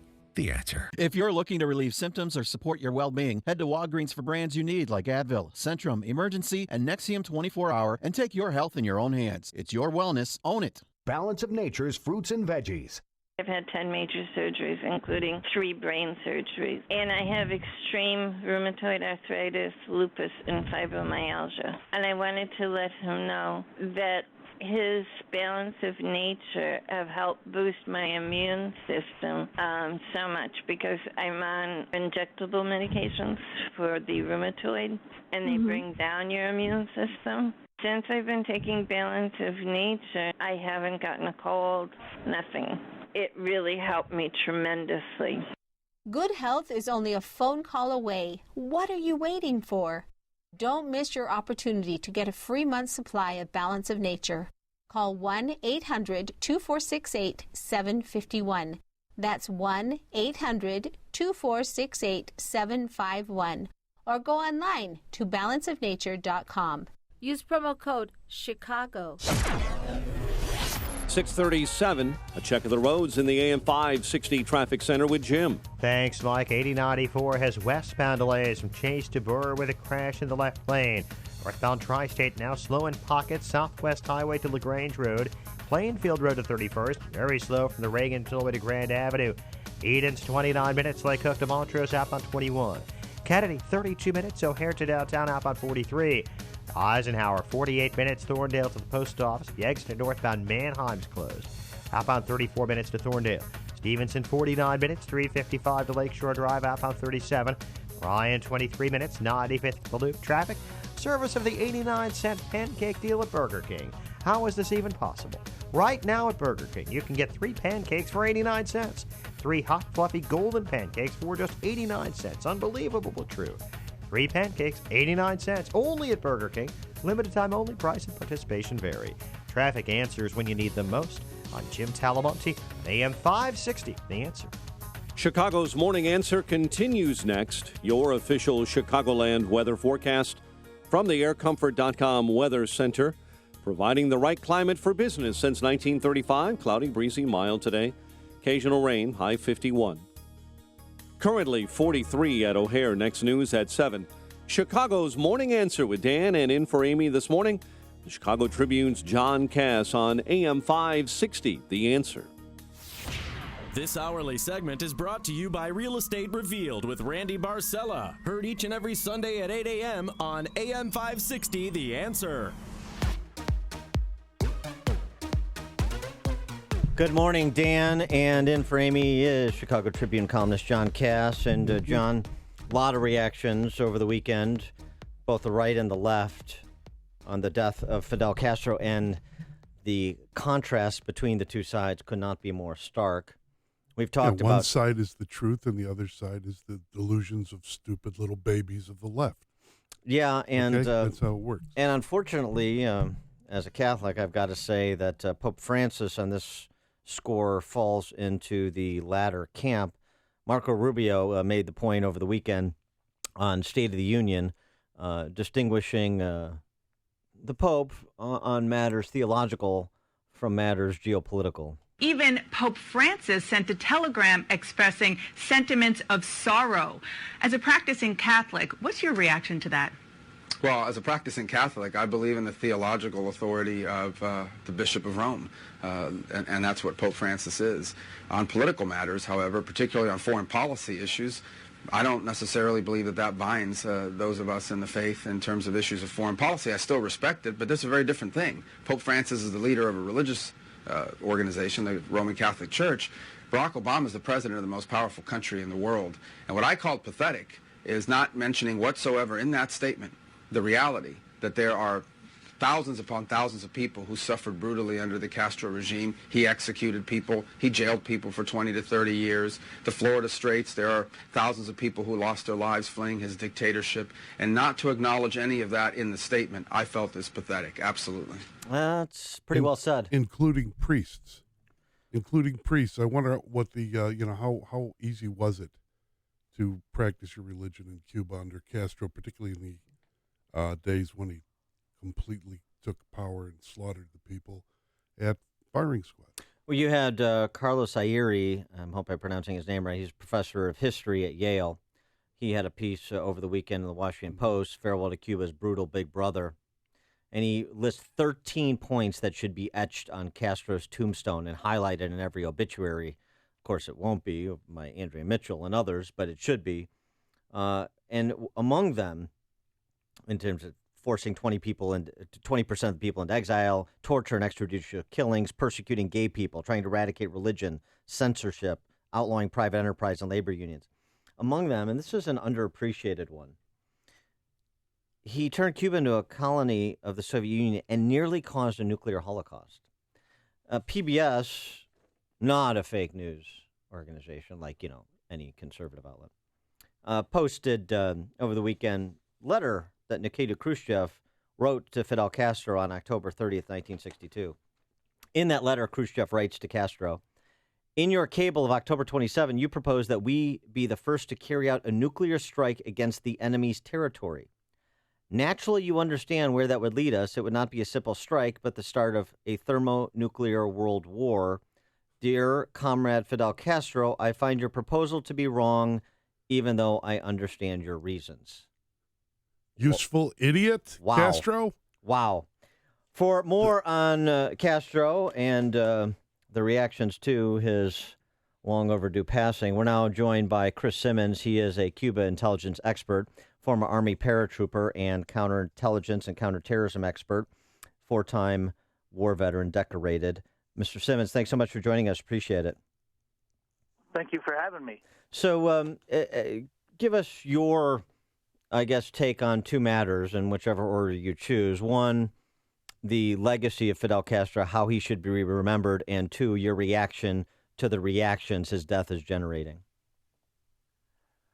Well, the fairest way to remember Fidel Castro is not only is he responsible for the mass exodus of, as you pointed out, 20% of his nation's population, but from all accounts, he's also responsible for the death of 141,000 people in consolidating his revolution. And he left Cuba, which in 1959 had one of the highest GDPs in the world. And he has virtually bankrupted what was once a prosperous nation. And Cuba is actually now, the Cuban standard of living is lower than it was when the Castro brothers took power in 1959. That's quite a legacy. I take it that you're as a student of Cuba, you might be able to tell us what happens next. How long does the crazy brother Raul Castro run things? And then what happens when all those doctors and from Miami decide to go back and claim their parents' property? How does that all work? The question is, will it all work? The Raul has already cemented the transition. They knew this day would come, and so the 9 days of mourning is just giving rural time to cement his coming out of the shadows. Because as much as we've studied Raul Castro, he's always been incredibly loyal to his brother. And things that we could identify over the years, like about once a decade, Cuba would do an economic reform. And it was always Raul's initiative. And it always was successful, increased the standard of living, highlighted, of course, it's going to highlight flaws in the communism system. And in every episode, his brother crushed it at the peak of its success. So there is a tendency on Raul's part to be very pragmatic. He's still a diehard communist, but I think he will have to do something almost immediately to step out from his brother's shadow. So it's an interesting piece just talking about the economics of Cuba, past and present. Tyler Cohen writes in Bloomberg, compares Cuba to the Dominican in terms of these Caribbean countries that are similarly situated. It's basically, the nominal gross domestic product of somewhere near $6,000 per capita. That's the Dominican. Cuba's is pegged at that, but he said basically it's with an unrealistic exchange rate, it's probably significantly lower. And he also adds, it's far from the bottom tier of developing economies, but it's hardly a shining star. And Cuba, as compared to the Dominican, will take a long time to attract a comparable level of multinational investment or to develop its tourist facilities to a comparable level of sophistication. That's with respect to the Dominican Republic, much less the industrialized West. And then this, contrasting pre-Cuba, PBS's characterization of Havana pre-Castro. Havana was a glittering and dynamic city fueled by the sale of sugar to the United States. It had grown dynamically. Cuba ranked 5th in the hemisphere in per capita income, 3rd in life expectancy, 2nd in per capita ownership of automobiles and telephones, 1st in the number of television sets per inhabitant. The literacy rate was the 4th highest in Latin America, pre-Castro. So, because the reaction from the left is so preposterous, Andrea Mitchell remembering Fidel Castro as a voracious reader, I just want to set the record straight on what Cuba was, and Havana in particular, and what it became, and where we are today, and how far Cuba has to go, even to catch up to the Dominican Republic. For Cuba to catch up, it can't. And I guess you could say it cannot do any worse because it's already in last place within the hemisphere. So any improvement is going to be a step in the right direction. But when you're talking about, for example, Cuban tourism, their studies show that 94% of everyone who visits Cuba never returns. It's that dismal. They don't understand what a five-star hotel looks like or how it functions or what customer service is. And that's not something that's going to be fixed overnight. I mean, we saw this, similar mentality in the Balkans after Tito died, where you've had a nation that has just crushed its people, stolen all initiative, all drive, implemented a snitch society, so you're afraid to do anything. And then we expect them to change and become capitalist, and it will take a generation to undo everything the Castros have done.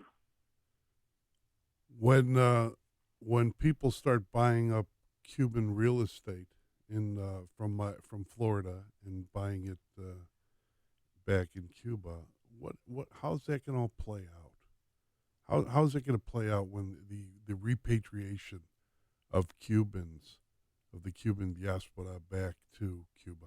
Or is that going to play out? I don't think it will play out, but if it does, I think the Cuban transformation, when it does eventually occur, will be much more along the Russian lines in terms of when the Soviet Union broke up, it was the intelligence services that claimed title to virtually everything. Right. And they became the money generation and rose in power even higher than they were. So that foundation already exists in Cuba. All the major hotels, everything's already titled over to senior intelligence officers and senior military leaders. So and that's interesting. So this is going to become a plutocracy. Then is what you're saying. It is. What the Castro brothers did was cement their loyalty by enriching those closest to them. So they perpetuated the system. So even after Raul dies, it'll be one of his most loyal subordinates that rises to power. They will already know everybody in position because they've been together for decades. So it'll be incremental change, just enough to relieve pressure. Until it turns into Venezuela. Chris Simmons, Cuba intelligence expert, former Army paratrooper, decorated military veteran, counterintelligence, counterterrorism expert for DIA. Chris Simmons, thanks so much for joining us. Appreciate it. Thank you, gentlemen. And he joined us on the Turnkey.pro answer line. It's like a hot, steaming cup of information to start your day. It's Chicago's Morning Answer on AM 560. The Answer. Today's weather, it's cloudy, breezy, and mild. Occasional rain this afternoon, a high of 51. And tonight, cloudy with occasional rain again and a thunderstorm ending after midnight. Lows in the 40s. But tomorrow, sunny to partly cloudy and breezy, a high of 58. So I guess you could go outside into your meadow, stand proud. Now for the traffic. With a wedge, practice my short game. Now for the traffic, it's Jim. Stay out of the meadows, Telemonte. Thank you, John. Good morning. Got a big-time delay on eastbound 8094. It's jammed from Broadway to I-65, where a crash has 3 right lanes blocked. Westbound stop-and-go Chase to Burr with a crash in the left lane. Heavy now on the northbound Tri-State in Pocket, Southwest Highway to 31st, and from the Reagan Tollway to Grand Avenue. Veterans Memorial, it's heavy early this morning from 75th to the Reagan Tollway, Butterfield to St. Charles, and Army Trail to 290. Eden's 28 minutes, Lake Cook to Montrose, outbound 25. Kennedy, 39 minutes, O'Hare to downtown, outbound 49. The Ike, 49 minutes, Thorndale to the post office, outbound 44. Stevenson, 53 minutes, 355 to Lakeshore Drive, and the Ryan, 24 minutes, 95th to downtown. That's traffic, AM 560, The Answer. I'm Rich Thomason in for Lou Dobbs. Strong holiday sales predicted. Pennsylvania teen charged in cyber attack. Shale oil is headed overseas. Those stories next. Bill Bennett here to tell you about Augusta Precious Metals. Attention, investors. Your IRA or your 401k may be at risk again. The 2008 crash wiped out up to 50% of IRAs and 401ks. Can you afford to lose again? What if you could store IRA or 401k savings where you can see, touch, and hold it in your hands? With the Augusta Gold or Silver IRA, you transfer a portion of retirement savings into physical coins you can actually see and get fast in case of any disaster. Call Augusta Precious Metals today for a free gold and silver IRA guide. No obligation. Augusta Precious Metals, A-plus Better Business Bureau rating, 98% 5-star customer satisfaction rating with TrustLink.org. Trust Augusta. Call Augusta Precious Metals today at 1-855-222-6993. That's 1-855-222-6993. One more time, 1-855-222-6993. Welcome to Cyber Monday, the online bargain hunter's dream. Meantime, final figures from the Black Friday and weekend retail sales are still coming in, but the National Retail Federation, the nation's largest retail group, predicts overall holiday sales will increase by 3.6% over last year. An 18-year-old Pennsylvania high school senior described as a computer genius has been charged with launching a cyber attack on her school, disrupting more than a dozen school district computers. The federal government has eased a more than 40-year-old ban on exports of domestic crude. The move could begin a wave of ultralight shale oil into world markets. 24 energy companies asked for the change. Please join us for Lou Dobbs tonight at 7 and 11 Eastern on the Fox Business Network. This is the Lou Dobbs Financial Report. Have you ever mistakenly deleted a file and gone into a panic? Are you still trying to figure out cloud migration? Do you know how to implement a hybrid integration? If you want to save time and money, then let the professionals at Turnkey IT customize a solution that's sized just right for your company. For 20 years, Turnkey IT has become the brand businesses trust for their IT needs. Why? Because Turnkey IT understands small businesses just like yours. With monthly plans available for your team of 100 or a plan customized for your individual system, Turnkey IT has a solution. They even have equipment included if you want to go all in. Their team of professionals help users every day with network monitoring to help desk to on-site support 24/7, 365.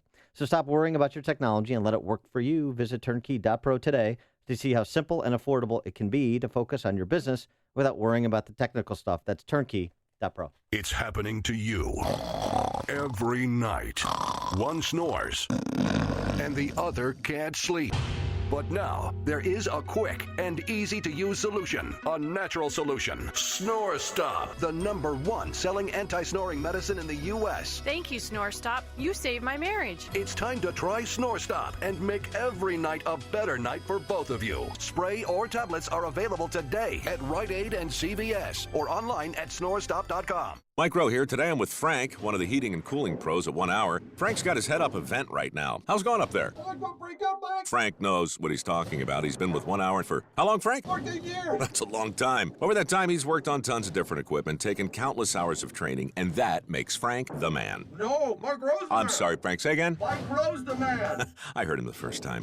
For any heating need, call 855-1 Hour today. Say it again, Frank. Mike Rowe's the man. That's what I'm talking about. Each independent franchise is licensed in its respective state or county. Marilyn brought her famous holiday ham with a side of wet coughing. Probably shouldn't eat it, but there goes your husband. Soon everyone's sniffling. It's the flu. But you're not going to get sick because you got your flu shot at Rite Aid, where they care about you and your health. So while they suffer through their sore throats, coughing, and aches, you'll teach your granddaughter to make your famous snickerdoodles. It's not too late. Shield yourself with the flu and pneumonia shot at Rite Aid. If you're over 65, the CDC recommends both. It's free with most insurance and no appointments necessary. Rite Aid. With us, it's personal. Flu vaccines available while supplies last. Age restrictions apply in some states. See pharmacy for details. You've heard of living trusts and how they can help protect your assets, but you may not know if a living trust is right for you. Or maybe you have questions about creating your own living trust. The fact is, almost everyone can benefit from a living trust, which can protect your assets from the court system and your loved ones from unnecessary expense and inconvenience.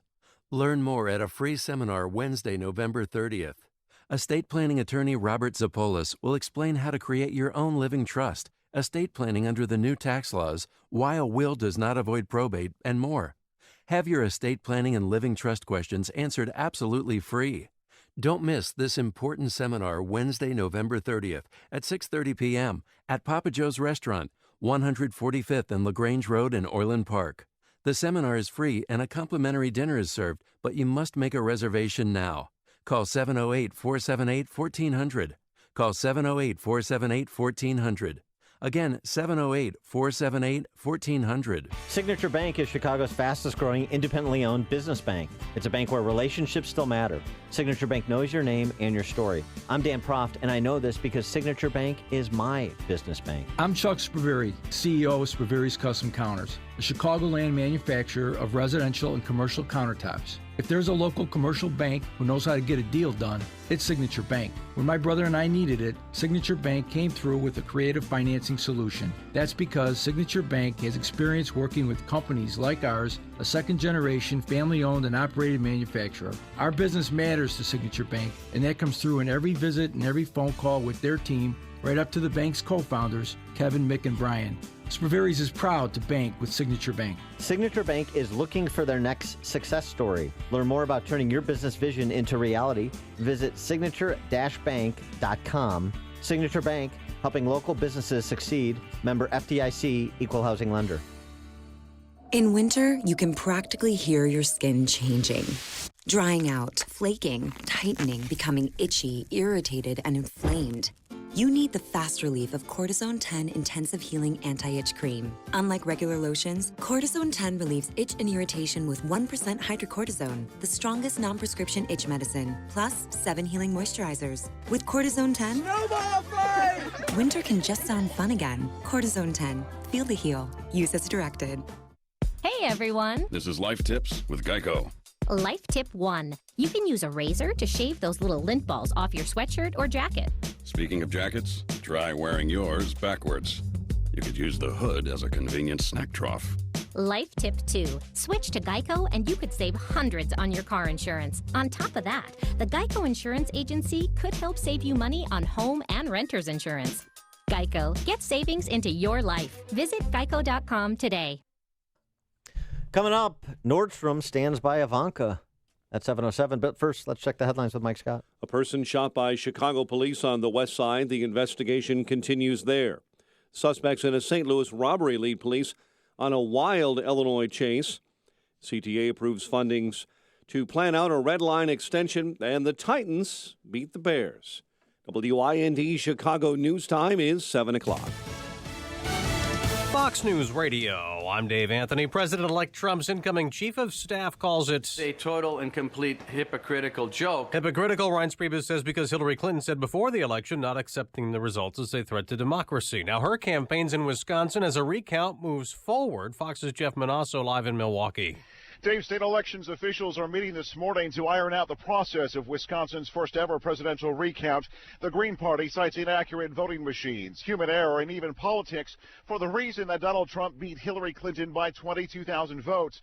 Though University of Milwaukee political professor Mordecai Lee says it would be really hard to hack and change the results in terms of what's accessible. The Green Party says the cost of the recount will be about $1 million, and they threaten a lawsuit unless all ballots are recounted by hand. Dave. Jeff, there's also a push for recounts in Michigan and Pennsylvania. President-elect Trump was angry on Twitter. In one tweet, he said he would have won the popular vote if millions hadn't voted illegally in California, New Hampshire, and Virginia, and the media is biased, not reporting it, though he offered no evidence. It's another day of mourning in Cuba for Fidel Castro, who died Friday. Thousands will take the streets this morning for 21 gun salutes. The mood's much more festive in Miami's Little Havana. Since Friday night, large crowds coming here and spilling out onto Southwest A Street, better known as Calle Ocho, waving American and Cuban flags, chanting and singing, honking horns, celebrating the death of a dictator, a man who they say imprisoned thousands of people, stole homes, and ruined lives in Cuba. Fox's Rick Leventhal. A lot of Americans admit they'll shop while at work today. It's Cyber Monday. The National Retail Federation predicts 122 million Americans will shop online today,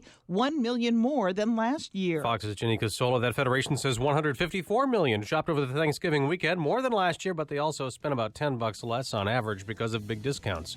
Fox News Radio, fair and balanced. 41 degrees. We've had some light rain showers this morning, and winds are gusting out of the south at 16 miles an hour. It's 7:02 on AM 560. The Answer. Good morning. I'm Mike Scott. Police say a person accused of shooting a pregnant woman was shot and killed by police. On the west side, officers found the woman last night with a gunshot wound to the stomach in the 4600 block of West Adams. The suspected shooter then ran away before firing multiple shots at Chicago police, who returned fire and shot that suspect in the 4500 block of West Washington. 2 officers were hurt in that incident, while the pregnant woman is hospitalized in serious condition. Elected officials from around the Chicago area and suburbs, including Representative Danny Davis, plan an announcement about violence at Chicago City Hall today. Davis's office says the Chicago congressman will be joined by Representative Bobby Rush and State Senator Kwame Raoul, and others.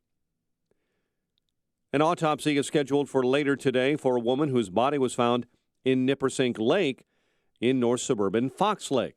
Police say Mary Anton and her dog were discovered dead Saturday. Investigators right now are not suspecting foul play. 8 are facing charges after being arrested in the state of Illinois Saturday in connection with a major smash and grab robbery in St. Louis. Thieves entered a Saks Fifth Avenue in Plaza Frontenac, smashed display cases, stole purses, and then led police on a chase that ended with arrests being made near Farmersville, just south of Springfield. Police believe the suspects are part of a massive theft ring from the Chicago area. And an unruly passenger is to blame for causing a United flight heading from Chicago to China to land in Japan. Officials say a plane bound for Hong Kong touched down in Tokyo 12 hours after taking off from O'Hare. No injuries reported. Tennessee beat the Bears 27-21, but they may have found a quarterback to close the season in Matt Barkley, 28 for 54 for 316 yards and 3 scores. The news, a service of Staples. Staples has low prices on technology for your business. And right now, buy any PC at Staples and get free tech support for 30 days. They'll help you set up your new PC so you don't lose critical files and help you connect to your network and your printers. Staples, make more happen. 7:04 and a check of traffic and weather on the way next on AM 560. Christmas is less than a month away, and this year, give the gift of sunshine. Grab your passport to paradise and join Dan Proft, Amy Jacobson, and Joe Walsh at Secrets Cap Cana Resort and Spa in beautiful Punta Cana. It's an unlimited luxury adults-only resort with all the amenities you can imagine. Give this trip as a gift to a loved one or treat yourself this holiday season. Visit 560theanswer.com and search for the keyword passport. I'm Jay Farner, president of Quicken Loans. Mortgage rates have dropped again. In fact, recently, mortgage rates have dropped to the second lowest level in history. Now is the time for you to take advantage of these historically low rates and save serious money every month by refinancing your mortgage. The rate today on a 30-year fixed-rate mortgage is all the way down to 3.99%. APR, 4.77%. Call Quicken Loans today at 800-QUICKEN to see how far we can lower your mortgage payment. For 6 years in a row now, J.D. Power has ranked Quicken Loans highest in the nation in customer satisfaction for primary mortgage origination. And for the third year, they also ranked us highest in the nation for mortgage servicing. It's a great time to refinance with Quicken Loans and save hundreds every month. This ultra-low rate of 3.99% won't last long. So call 800-QUICKEN or go to QuickenLoans.com. That's 800-QUICKEN. Visit jdpower.com for award information. Call for cost information and conditions. Equal housing lender. Licensed in all 50 states. NMLS ConsumerAccess.org, number 3030. 7:06. Let's get an update on the ride to work this morning in our AM 560 Traffic Center. Here's Jim Talamonte. Mike, it's a rough morning on the Boardman. 8094 eastbound is jammed from past Broadway to I-65 where a crash blocks 3 right lanes. Westbound stop and go Broadway to Burr with a different crash in the left lane. Edens is 29 minutes. Lake Cook to Montrose outbound 40. It's a crash at Willow in the left lane. Kennedy 42 minutes. O'Hare to downtown outbound 46. The Eisenhower 49 minutes. Thorndale to the post office 33 from Manheim. Outbound, it's 55 now to Thorndale. Stevenson, 46 minutes, 3:55 to Lakeshore Drive, outbound 39. Ryan, 22 minutes, 95th to downtown. North on Tri-State, slow Southwest Highway to 47th, Ogden to 31st. Then from the Reagan Tollway to Grand Avenue. Adams Tollway, heavy lead to the Tri-State. Veterans Memorial, slow from past the Boughton Toll to the Reagan Tollway and Butterfield to St. Charles. Traffic answers when you need them most. I'm Jim Talamonte on AM 560, The Answer. Chicago's Morning Answer continues next. Your official Chicagoland weather forecast from the aircomfort.com Weather Center. Here's meteorologist Kevin Snyder. Today, cloudy, breezy, and mild. A shower in spots this morning, followed by periods of rain for the afternoon. High today, 51. Mostly cloudy with occasional rain and a thunderstorm tonight. Low of 41.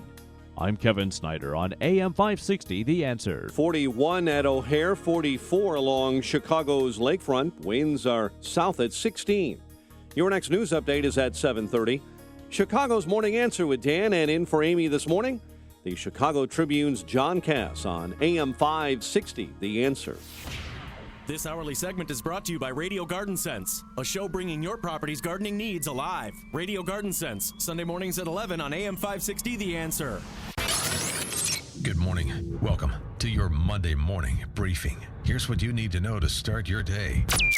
We are expecting crowds to gather yet again, carrying Cuban and American flags and celebrating the death of a dictator. Green Party candidate Jill Stein is leading the effort, hoping to get recounts also in Michigan and Pennsylvania. Donald Trump isn't amused. In addition to winning the Electoral College in a landslide, I won the popular vote if you deduct the millions of people who voted illegally. I think the American people know this is a waste of everyone's time and money. It is only to divide this country when we need to come together. I think there is nothing Mitt Romney can say that doesn't sound phony and frankly pathetic. I'm all for party unity, but I'm not sure that we have to pay for that with the Secretary of State position. This is Chicago's Morning Answer with Dan Proft and Amy Jacobson on AM 560, The Answer.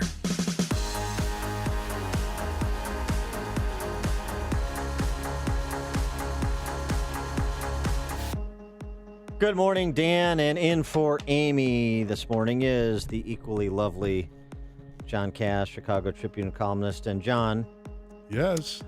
The boycotting, a favorite tactic of the left. Jesse Jackson Sr., not a reverend, he became very rich through shaking down, well, everybody you could shake down, but particularly big corporations. This Bud's a dud was my favorite, where he pours the Budweiser beer out, and then a few years later, his kids get the Budweiser distributorship. The River North distributorship, yeah. Hence, sure. King of Beers in the column, Jesse Jackson. Yeah. Baby. Yeah. Heal thyself, Jesse. Well, there have been calls to boycott Ivanka Trump's lines of clothing and jewelry or whatever she does. She I looks don't know. great in a $100 dress. Right? Okay. She looks good. Yeah, she looks great. So does Jared Kushner. I mean, I don't see gender. I just see two humans that are married, and so I don't know. I don't know who's wearing Ivanka stuff and who isn't. Okay. I'm post-gender. You are. You're stuck in a bygone era. And I will happily stay there. Yes. Well, unlike other department stores that have indeed chosen to accede to the left-wing pressure to boycott Ivanka Trump's products, Nordstrom, yay, Nordstrom. All right. Yeah. They are not caving into politics over sales. They are continuing to carry Ivanka's clothes or clothing lines, and I'm going to run out after the show. You're going to get something like a little black Ivanka dress? There's something slinky, that complements my hips. Ivanka, oh, by the way. You've been touching this theme for the past week because I've been off from the column, but that doesn't mean I'm not listening to the radio. What are you talking about? While I'm showering. Oh, come on. And you and Amy have been going there. I'm just saying. Well, we've heard from an email that was obtained by Fortune magazine from the company's co-president, Pete Nordstrom. Now you know where it gets the name, family name. We've heard from customers, including some who are longtime loyal customers, threatening a boycott of Nordstrom if we continue to carry the line. Similarly, we've heard from customers who say they will boycott Nordstrom if we stop carrying the brand. This is a sharply divisive subject. No matter what we do, we're going to end up disappointing some of our customers.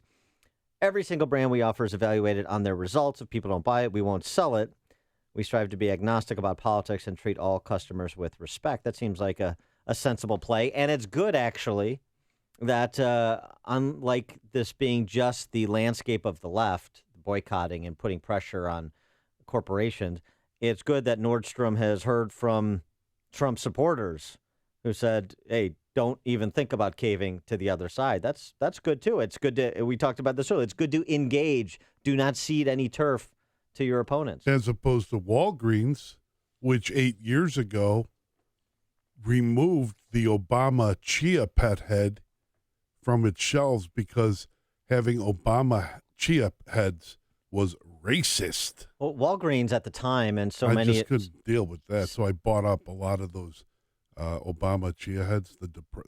Sure. I remember Happy Obama. I remember seeing those at a previous employer of ours. You can smoke the hopium from the head. It's very popular among the tomb gangs. I think certain columnists at the New York Times do that. Well, so if you remember back at the day when Obama was elected, like every store in this city was like an Obama tchotchke store. Except for the Chia head. Well, yeah. Right, but yeah, it was. Because we were celebrating, because if you didn't like Obama, you were a racist. When are we going to see the Tangerine Jesus products in our stores? That's Tony from the South Side. He gave me that one. Nice. Trump, Tangerine Jesus. It's pretty good. Yeah. I think that's better than Mike from the North Side's reference to Hillary and Elizabeth Warren as grumpy old menopause. That was good. I heard the They're original. Both good. I mean, I heard the original Deliverance by Mike, the city worker. And I like the fact that it's a North Side, South Side rivalry here in terms of who comes up with the best monikers.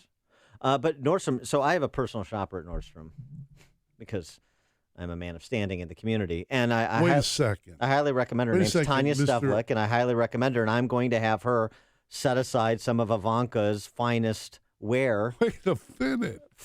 You're too good for to Amy. Go into a store and shop? Yes. You have have I not made that personal clear? shopper? Yeah, I have what's wrong with that? That's what's called being married, Dan. You get married. That's why then you have a personal shopper. Oh, and that is so. I'm offended. That's what? Sexist. That's misogynist. I'm sorry, I'm not on my. Why don't you do the shopping for your wife? I do. You're the personal shopper for your wife. Not for clothing. Oh, but then for like roast beef, yeah. I'm surprised because you're for such roast beef. I go to Casey's butcher shop and get the beef I like. You're such a clothes horse, though. Why wouldn't you do the? No. At this point, Cass thinks I would gladly like to climb over this ledge and grab you, but I'm just too fat and old to even climb. I mean, I don't see this though. I mean, you're stuck in these old gender roles. Just get the personal shopper. It's so like I don't know. What are you talking about? I can't. It's so like 90s. No. Right? No. Personal shopper. Not for refined gentlemen. No, who don't have time to That's meander called about. No, I don't. You see your tailor. You have your tailor. You go to Nordstrom. Tailor? You see your guy, whatever your guy is. I don't live in the old world in Central Europe. I live here in the 21st century. You call some person like what's her name again? Your personal shopper, Tanya Stepler. Now I would like to interview her for a column. Because like what you say, like I need a couple baubles for the corn. Like what? Like a end table? You want an end table? What do you want? Clothes.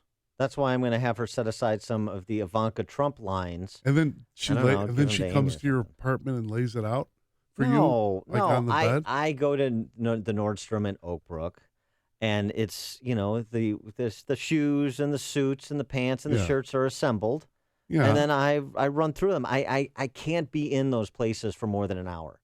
So most guys can't do it for an hour. That's pretty good. Yeah, but this is most guys can do 20 minutes. So you have a professional who selects things that you would never select because you don't have the eye, and then you just sift through it and pick it out. At the men's department. Well, men's, ladies, what's the difference? Okay, look, knock it off. I want the old Dan Prof back. You've been going to this on this extreme for quite some time, and I want it over with. If you're talking about it, Dan and Amy are talking about it. It's Chicago's Morning Answer on AM 560. The Answer. Just a little note for you, John, from 630. Mm-hmm. Hey, John, it's much cheaper to stay single than to be married to a personal shopper. Hi-oh. I'm happily married to my lovely Sicilian, 30 years, and I recommend the institution of marriage most highly. Anyway, it is cloudy, breezy, and mild. Occasional rain this afternoon, a high of 51. And tonight, cloudy with occasional rain and a thunderstorm ending after midnight. But if you had a personal shopper, you don't have to even go out of your house. Jim Telemonte, what are we going to do with this guy? I don't know, John. John, I'm glad you're here to straighten us all out. On 8094 eastbound, I wish we had your help there. It's a real mess this morning. From past Broadway to I-65, traffic's at a standstill. At 65, a crash blocks 3 right lanes. Westbound, still Broadway to Burr after a crash just cleared. Eden's 31 minutes like Cook to Montrose, outbound 45 after a crash at Willow. Kennedy, 43 minutes, O'Hare to downtown, outbound the same. The Eisenhower's 50 minutes, Thorndale to the post office. Outbound 53, Stevenson, 48 minutes, 355 to Lakeshore Drive, outbound 39. Ryan, 24 minutes, 95th to downtown. Northbound Tri-State and the northbound Veterans Memorial, pretty heavy. It's traffic, AM 560, The Answer.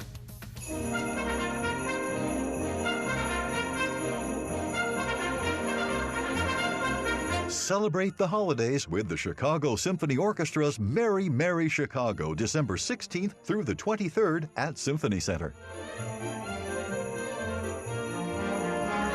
Join the merry musicians of the CSO for this magical event, along with the Chicago Children's Choir and Broadway star Ashley Brown. Broadway World says Brown brings down the house, one of the most powerful performances that one will ever hear.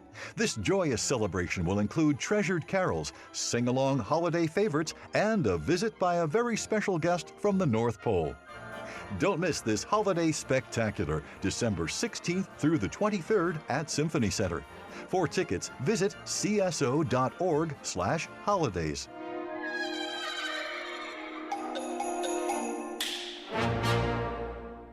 The United States Postal Service knows holiday wish lists better than Santa himself. Really? Dear Santa, this year I've been really good. Like, really, really good. And that's why I like a hippo hat, hippo gloves, and hippo sunglasses. And maybe a hippo coloring book. During the holidays, we deliver, especially when it comes to hippos. In fact, we deliver more online purchases to homes than anyone else in the country. No matter what's on your wish list, our priority is you.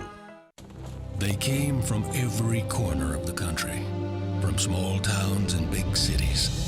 But they all shared one thing in common. They belonged to a family called Marines, a tough and determined few dedicated to protecting everything we hold sacred. And still, they come. Celebrate the history of those proud few who have earned the title Marine. AM 560, The Answer. Hey, Joe Walsh here. Listen to Freedom any time of any day. Go to walshfreedom.com/podcast. Freedom returns at 5. Good morning, John, Cass, in for Amy, and I'm in for myself. And we're talking about personal shoppers, Nordstrom keeping the Ivanka line of clothing despite some pressure from the left. Sean from Elmwood Park texted, the only thing is you should have looked at her resume more regarding my personal shopper and realized that you shouldn't hire a part-time comic as your personal shopper, Pee-wee.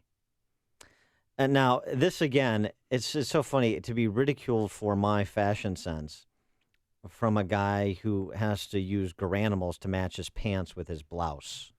You know what I mean? I don't know. What is the, why are you attacking people on their, for their alleged lack of masculinity? Because we suggest that you somehow are a weirdo for having a personal shopper.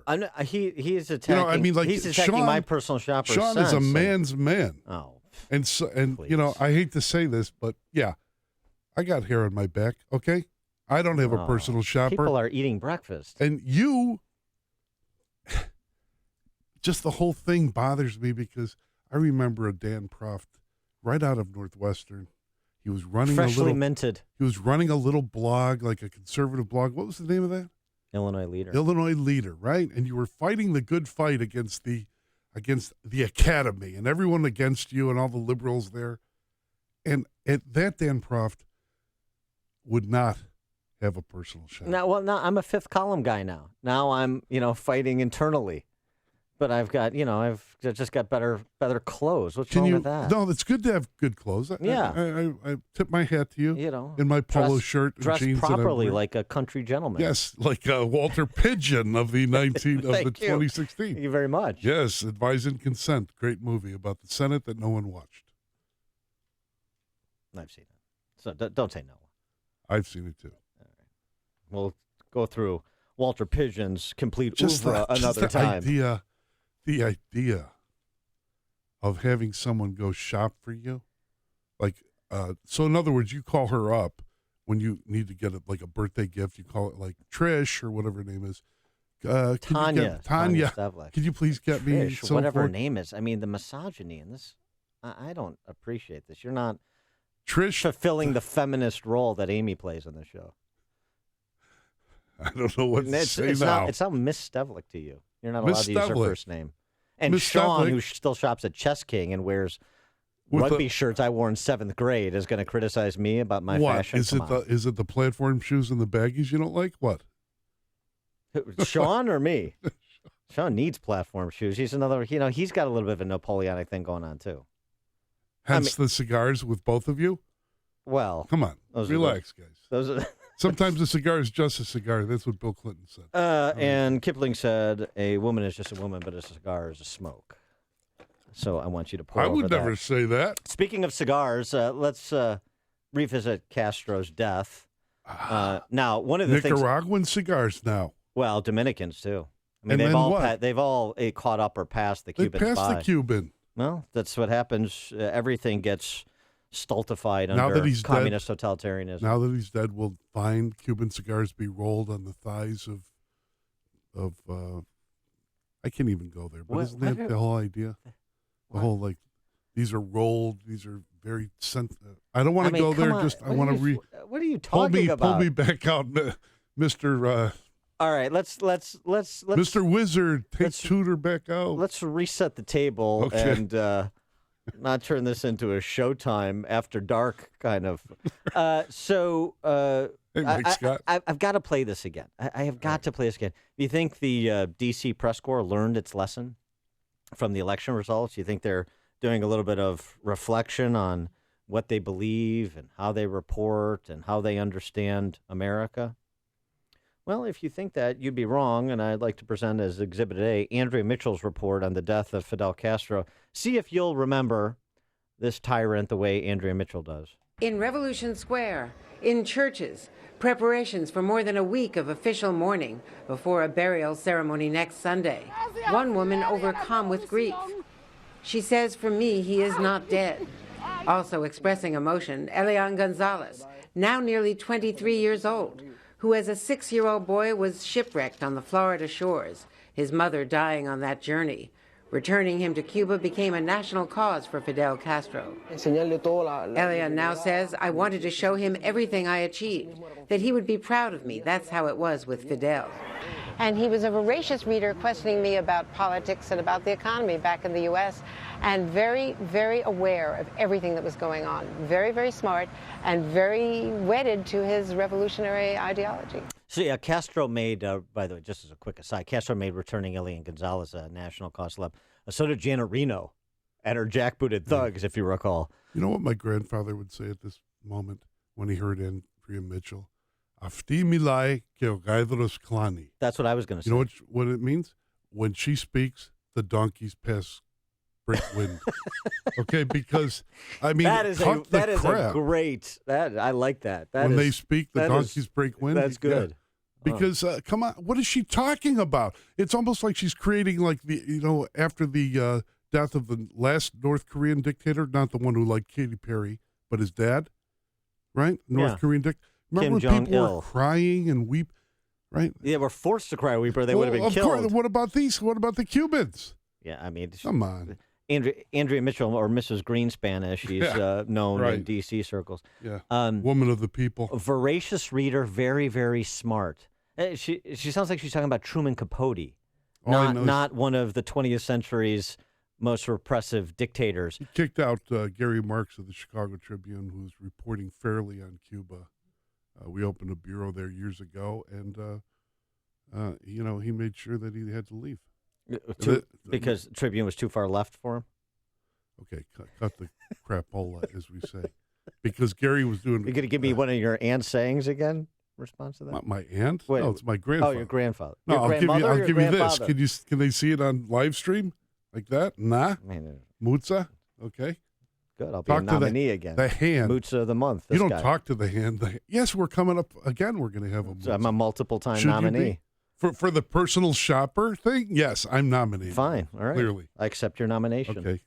I shall not serve. No. But so to Castro, right. And obviously the repression in terms of communication, in terms of in the modern era, accessing the internet, reading what's going on in the outside world. That's how repressive communists always have to behave. I mean, this is the old George Will line about the Cold War is over. The University of Chicago won it. It's ideas and economics that ultimately undermine the failed ideology, the philosophy of failure, the creed of ignorance, the gospel of envy that is socialism and communism. It's just socialism in a hurry. When they have the guns, though, they can hold on for quite some time. Oh, clearly 60 years. Right. But, I mean, in terms of thinking about Castro, the body count, archivecuba.org puts it at north of 10,000. Other estimates, we just talked to an intelligence expert, Simmons, last hour, 140,000. I've heard 100,000, yeah. And Andrea Mitchell remembers him as a voracious reader and very smart. Who used to hang out with her. So the whole thing is access. If you're a politician and you hang out with a journalist, they end up liking you because you gave them a few sound bites to use. Will George Ryan be attending the funeral? You know what? That's good, Dan. That is good. Remember George Ryan? Smoking the cigar with the gossip. Somehow I wasn't invited on that trip. I don't know why. You weren't either. No, I was not. Couldn't we have sat there and had our Cuban coffee, watched the baseball, and had our cigars? Well, yes, we could have, too. Well, I mean, so it's so interesting because, I mean, I felt like I was there because I read the accounts of Michael Sneed. And so that's really all I needed is to be there. But so only in Illinois. Think about that.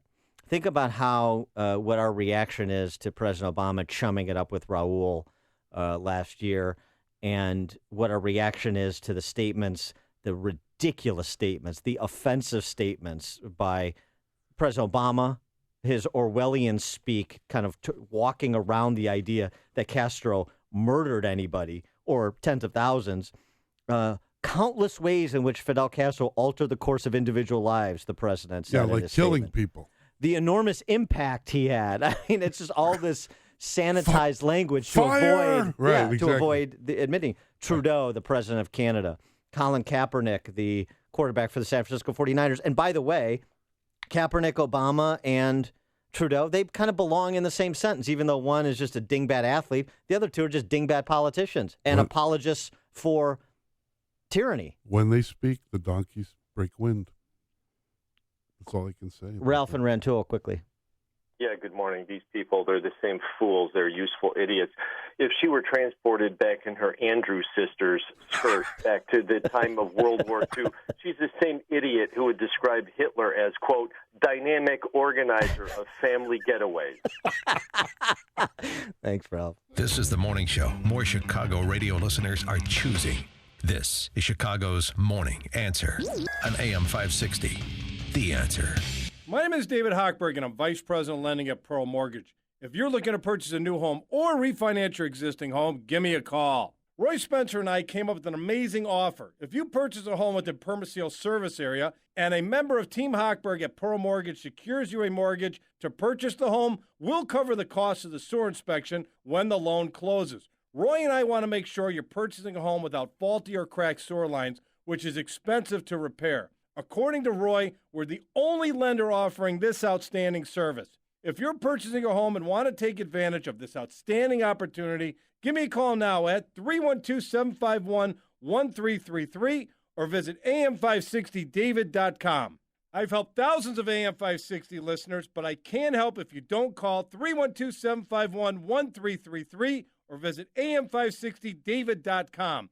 Pearl Mortgage and Equal Housing Lender, Illinois Residential Mortgage License D4358, RMLA, NMLS 19186. Welcome to Staples. Staples, guy. Holidays are crazy. I have sales to promote, clients to thank. Well, Staples is your holiday printing headquarters with fast turnaround on banners and signs, and cards and invitations are now 20% off our already low prices. Staples, guy, how did you know that's what I wanted? I dropped some hints, but I never expected to actually get it. Glad you like it. It's perfect. Turn year-end stress into holiday success with 20% off custom holiday cards and invitations. Staples. Make more happen. Offer ends 12/24/16. Prices shown may reflect discount. See associate for details. AM 560. The Answer. Now, John, to be fair, though, President Obama is still in mourning over the loss of his friend Hugo Chavez. So, so you can understand why that statement is a little vanilla. Was he sending toilet paper over there? Because they need some. That could help, and food and water and all the basics. Another success story of Venezuela. Coming up, 7:37, Jim Carafano from the Heritage Foundation to discuss who would make the best Secretary of State for Donald Trump, given the choices as we understand them. But first, let's check the headlines with Mike Scott. Dan and John, good morning. 42 degrees, hundreds lining up to pay respects as the official 9-day mourning period for Fidel Castro begins today in Cuba. Texas Senator Ted Cruz making it quite clear that he will not miss the former Cuban leader. I very much hope that we don't see any U.S. government officials going to Fidel Castro's funeral. Castro died at the age of 90 on ABC's This Week. Cruz says the president and other Democrats would be wrong to lionize a murderous tyrant. Today expected to be the busiest online shopping day of 2016, so-called Cyber Monday. Our analysts suggest if shoppers see something they want online at a great price, buy it immediately. They're likely this year to go out of stock quickly. Tickets for the latest Star Wars movie go on sale today. It's called Rogue One, the latest installment in the sci-fi franchise. Police say a person accused of shooting a pregnant woman was shot and killed by police on the west side. Elected officials from Chicago, including Representative Danny Davis, planning an announcement about violence at Chicago's City Hall today. This coming on the heels of the funeral of Davis's 15-year-old grandson shot and killed earlier this month over an argument over basketball shoes. And a massive forward-looking energy plan pushed by Exelon, derided as a multi-billion-dollar bailout for 2 unprofitable nuclear power plants, could land on Illinois legislators' desks this week. And Domino's Pizza always finds a new way to get you your pie. The company has started testing this week delivery via reindeer, presumably only for the holiday season and only in the northern Japanese island of Ishikari. Tennessee over the Bears 27-21. College hoops, Illinois State a win.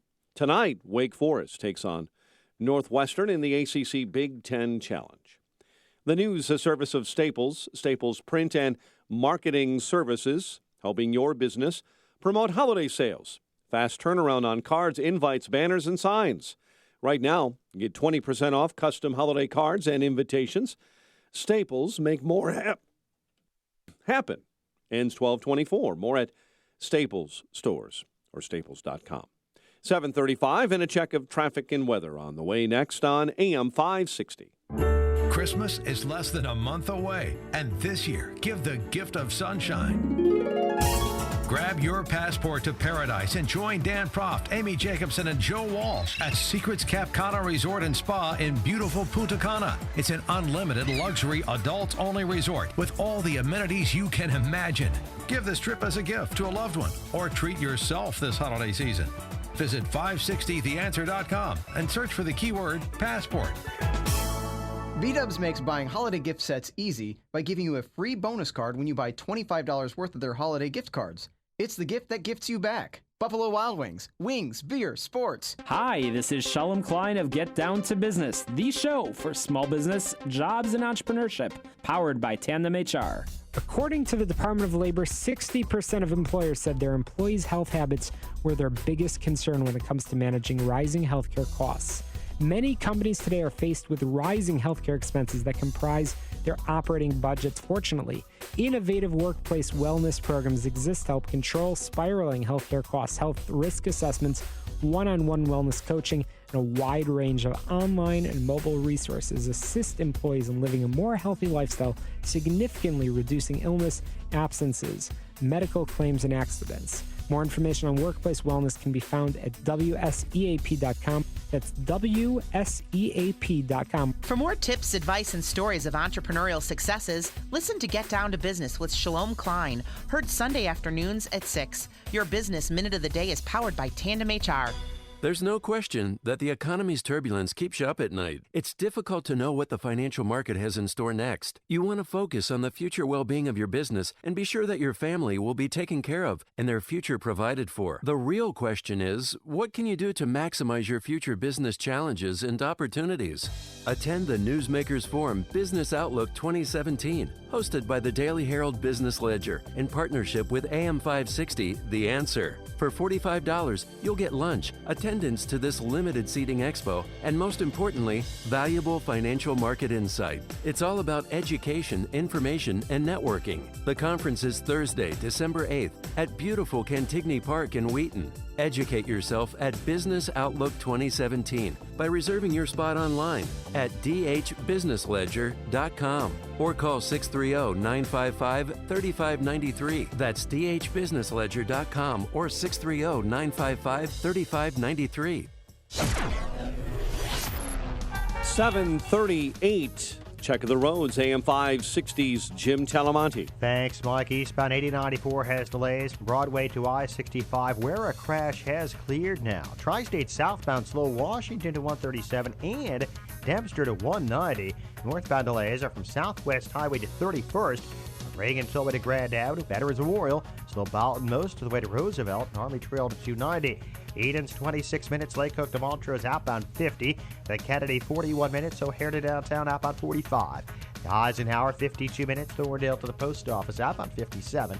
Stevenson 52 minutes, 355 to Lakeshore Drive. Ryan 25, 95 to downtown traffic. Service of Napa Auto Parts. With quality parts and more than 90 years of experience, Napa Auto Parts can help you keep just about anything on the road. Stop by your local Napa store and keep it running longer, stronger with Napa know-how. traffic answers when you need them most. Jim Talamonte, AM 560, The Answer. Chicago's Morning Answer continues next. Your official Chicagoland weather forecast from the aircomfort.com Weather Center. Cloudy, breezy, and mild. Rain showers this afternoon, high 51, currently 43. Next news at 8. Chicago's Morning Answer with Dan, and in for Amy this morning, Chicago Tribune's John Cass on AM 560, The Answer. This hourly segment is brought to you by the IRS Radio Hour with attorney Stephen Leahy every Sunday afternoon at 5 on AM 560, The Answer.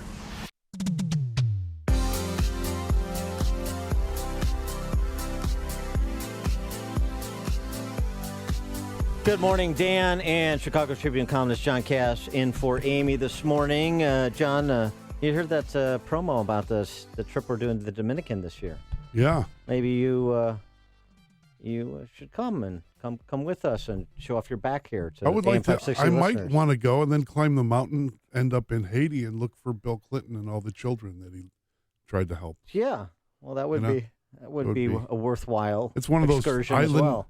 island nation with two, separated by a mountain range, right? Yeah. One of fun and sandals and beaches, and the other of, I don't know what. I saw dead fish rising in a.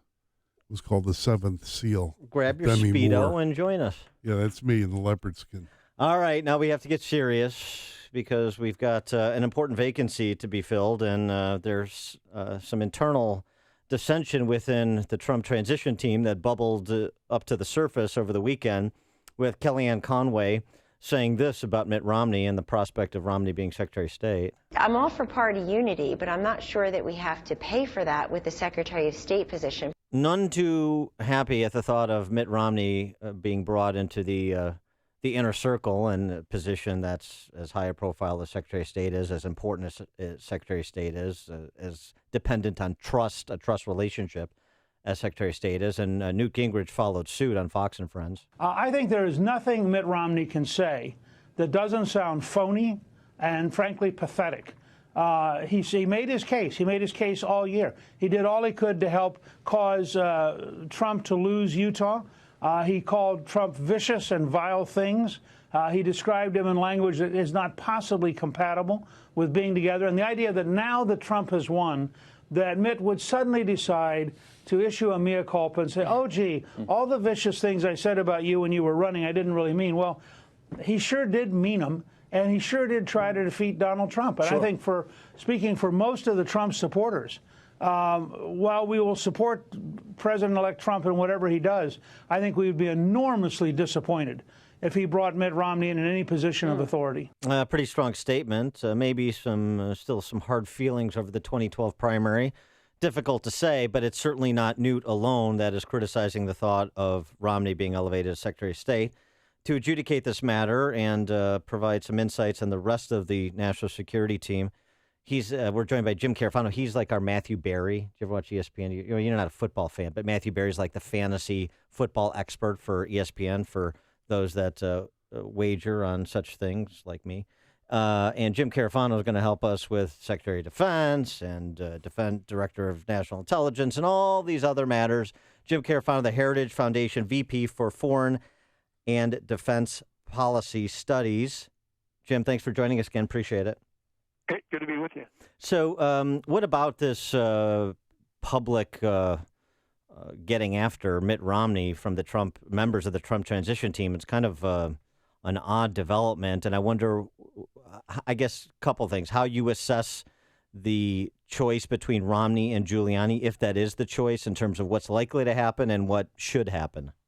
Right. Well, so the first thing, my number one rule on all these appointments has always been and remains, those who know don't say, and those who say don't know. So anybody that comes on your show and tells you what's going to happen before the president, makes an announcement, is just cut them off and don't believe him, right?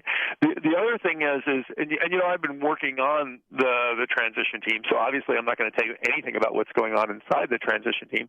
But I will say this is it is really kind of interesting looking at all the press accounts and then looking at stuff on the inside.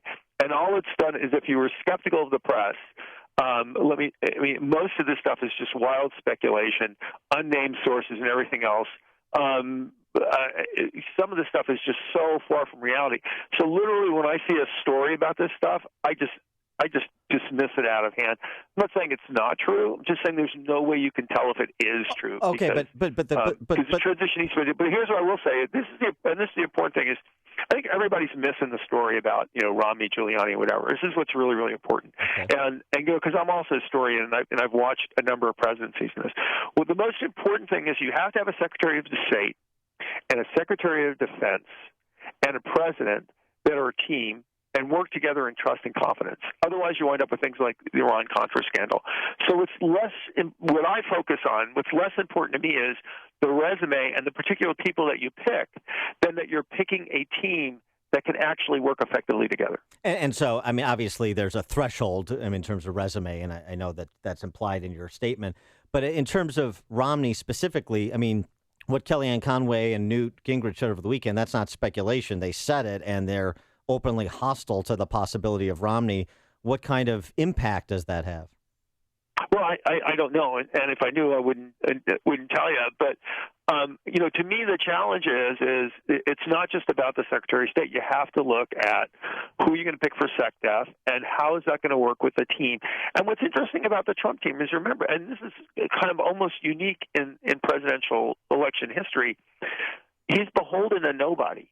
He doesn't have to pick from various wings of the party to pay back to get him where he got, because he got there without them. And the inner team has been kind of the same team for a long time. So Senator Sessions, Mayor Giuliani, General Flynn, these guys and women and they've been together and they've worked together for 2 years. So that's a core team. And when you start bringing in people outside that team, what you have to be concerned about is they have to fit the dynamic of the people that they're going to be working with. The main personality in all this obviously is the president-elect, Donald Trump. And one of the questions I've had about him is whether or not he's going to pursue a realistic foreign policy or something on the version of what Obama tried to do.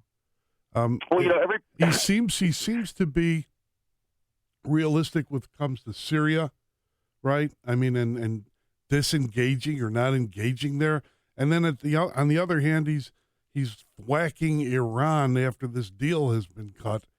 I'm trying to get a sense of, are we going to have a realistic foreign policy or ideologically driven nonsense like Obama? Right.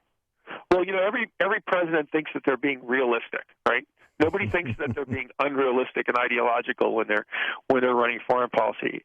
So here's what I do believe, because I've met Mr. Trump a couple of times. I've briefed him. I believe, one, that he really is a patriot, and he ran for president, and he wants to be president for just one reason, that he really does want to give back to this country and make it free, safe, and prosperous. I truly believe that. And here's the other thing that I truly believe, that the metric by which he measures foreign policy is what is in the best vital interest of the United States, not the whole world, not the Democratic Party or the Republican Party, not the people of New York, not certain companies, but what's the best thing to keep the nation free, safe, and prosperous? I don't believe that was the metric in the last presidency. But what that means is he's probably going to come down in different places on different issues. He might say we should pull back here, but he might say we should push forward there because it's the right thing for the country. Clearly, though, he's not the neoconservatives with Kagan and others scrambling to Hillary early on when Trump was talking about in non-interventionist terms. I don't know if they're trying to knock on the door to try to get back in. I would assume they are. But do you see, A, the neocons coming back in now, and B, do you see Trump actually pursuing that realism that you've advocated with respect to non-interventionism? Yeah. Well, there are kind of these two caricatures of foreign policy that we should keep our hands out of everything. Be isolationist. And I didn't use isolationist as a pejorative. I'd rather use non-intervention. and I think I think what we'll see from this president is what does it serve the national interest? And I think we'll actually get a more coherent foreign policy out of Mr. Trump than we would out of Clinton. People say, well, Clinton had all this experience and everything else, but if you actually look at the Clinton team, everybody on their side was on the Clinton team, and they were all over the place on all the big issues, what to do about Russia, North Korea, and everything else. And the first thing would have happened when Clinton became president and all these people went into the government is they would have all been arguing with each other because they don't all agree on everything. And the contrast here is there's a very clear metric, what's in the best national interest. There's going to be a relatively coherent team that all believes that, and I think it's wrong to classify any of them as isolationists or neocons. They're going to have legitimate debates about what's in the vital interest. But once they decide that, I actually think that they'll move out much more quickly and sharply than a Clinton presidency would have. And Jim, we've talked before when we sat down for an interview for the Against the Current show that I do. We can find it at upstream-idea.com. Very interesting discussion we had on a range of issues. One of the things you said, you had been in some national security briefings with Trump during the campaign, and you essentially said, this is an intellectually curious guy. He asked the right questions. And so part of the concern raised by those that are less than enthusiastic about Trump is, does he know what he doesn't know? Is he intellectually curious? Is he asking the right questions? Is he leaning on people that he trusts with wide-ranging experience in these arenas, particularly as it pertains to national security where he doesn't have experience? And you seemed to say at the time that he is that kind of executive. You stand by that?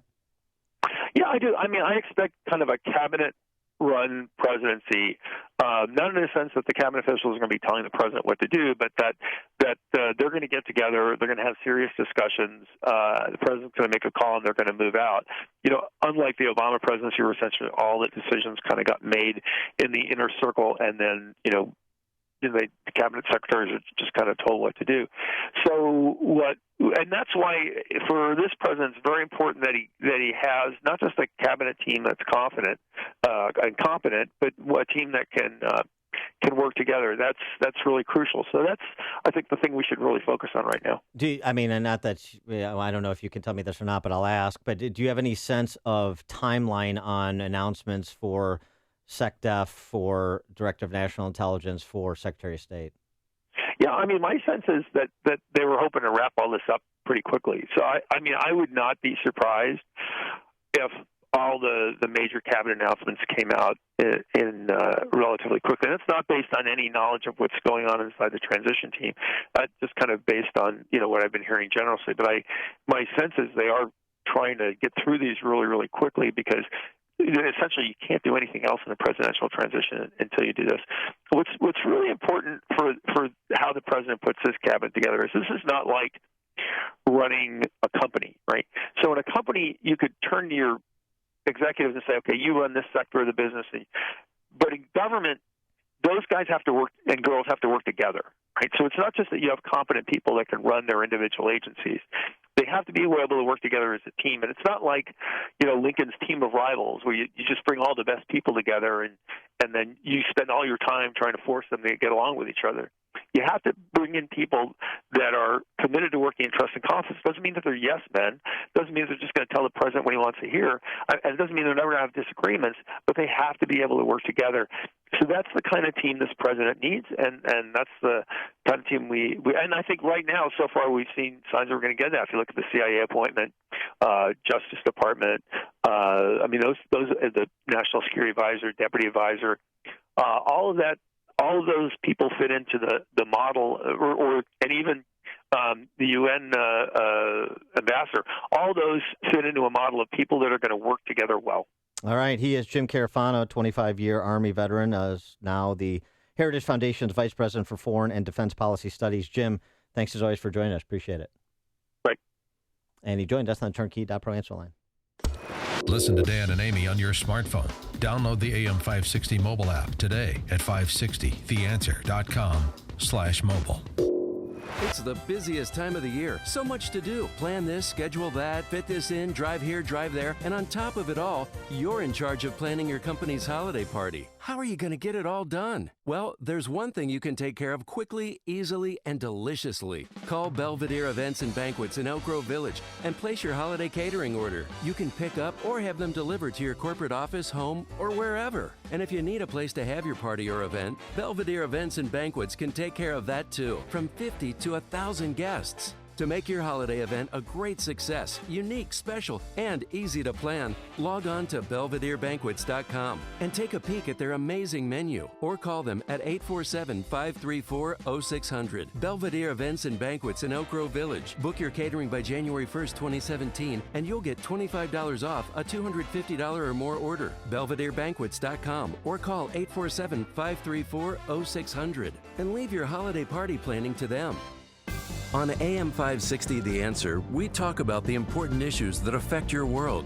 Things like the economy, education, and foreign policy. There's always so much going on in the news that we don't always have the time to focus in and talk about the big ideas behind the important issues. Enter Upstream Ideas online at upstream-ideas.com. Upstream Ideas, in partnership with the Illinois Policy Institute, provides the kind of information that informs the policy discussions happening here on AM 560. At Upstream Ideas, you'll broaden the debate, move beyond partisan assumptions, and challenge accepted beliefs. Upstream Ideas goes against the current and thinks upstream. Go online now at upstream-ideas.com.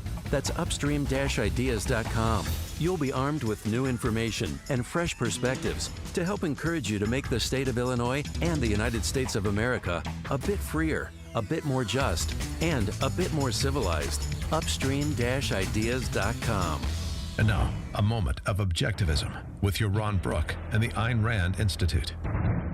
Many people think the conflict between Israel and the Palestinians is a conflict over a piece of land, but it's about much more than that. Fundamentally, it's a conflict between two perspectives on how human beings should live and treat each other. On one side, you have Israel, which, like other Western nations, respects the rights of its people to pursue their own lives and happiness, speak their mind, and keep their property. On the other side is Palestine, which systematically oppresses its population, including women, gays, and other minority groups, using violence to silence free speech. I am proudly pro-freedom, and that's why I stand for Israel. From the Ayn Rand Institute, I'm Yaron Brook. This has been a moment of objectivism from the Ayn Rand Institute. To learn more, listen to the Yaron Brook Show, Saturdays at 4 on AM 560, and visit ariradio.com. If you enjoy Yaron Brook's Moments of Objectivism, consider making a gift to support content like this from the Ayn Rand Institute. ARI fosters a growing awareness, understanding, and acceptance of Ayn Rand's philosophy of objectivism to create a culture guided by the principles of reason, rational self-interest, individualism, and laissez-faire capitalism. To support this work, go to ariradio.com and click on the Donate button. Your tax-deductible gift will help to spread the message of Ayn Rand to the next generation. Balance of Nature's fruits and veggies.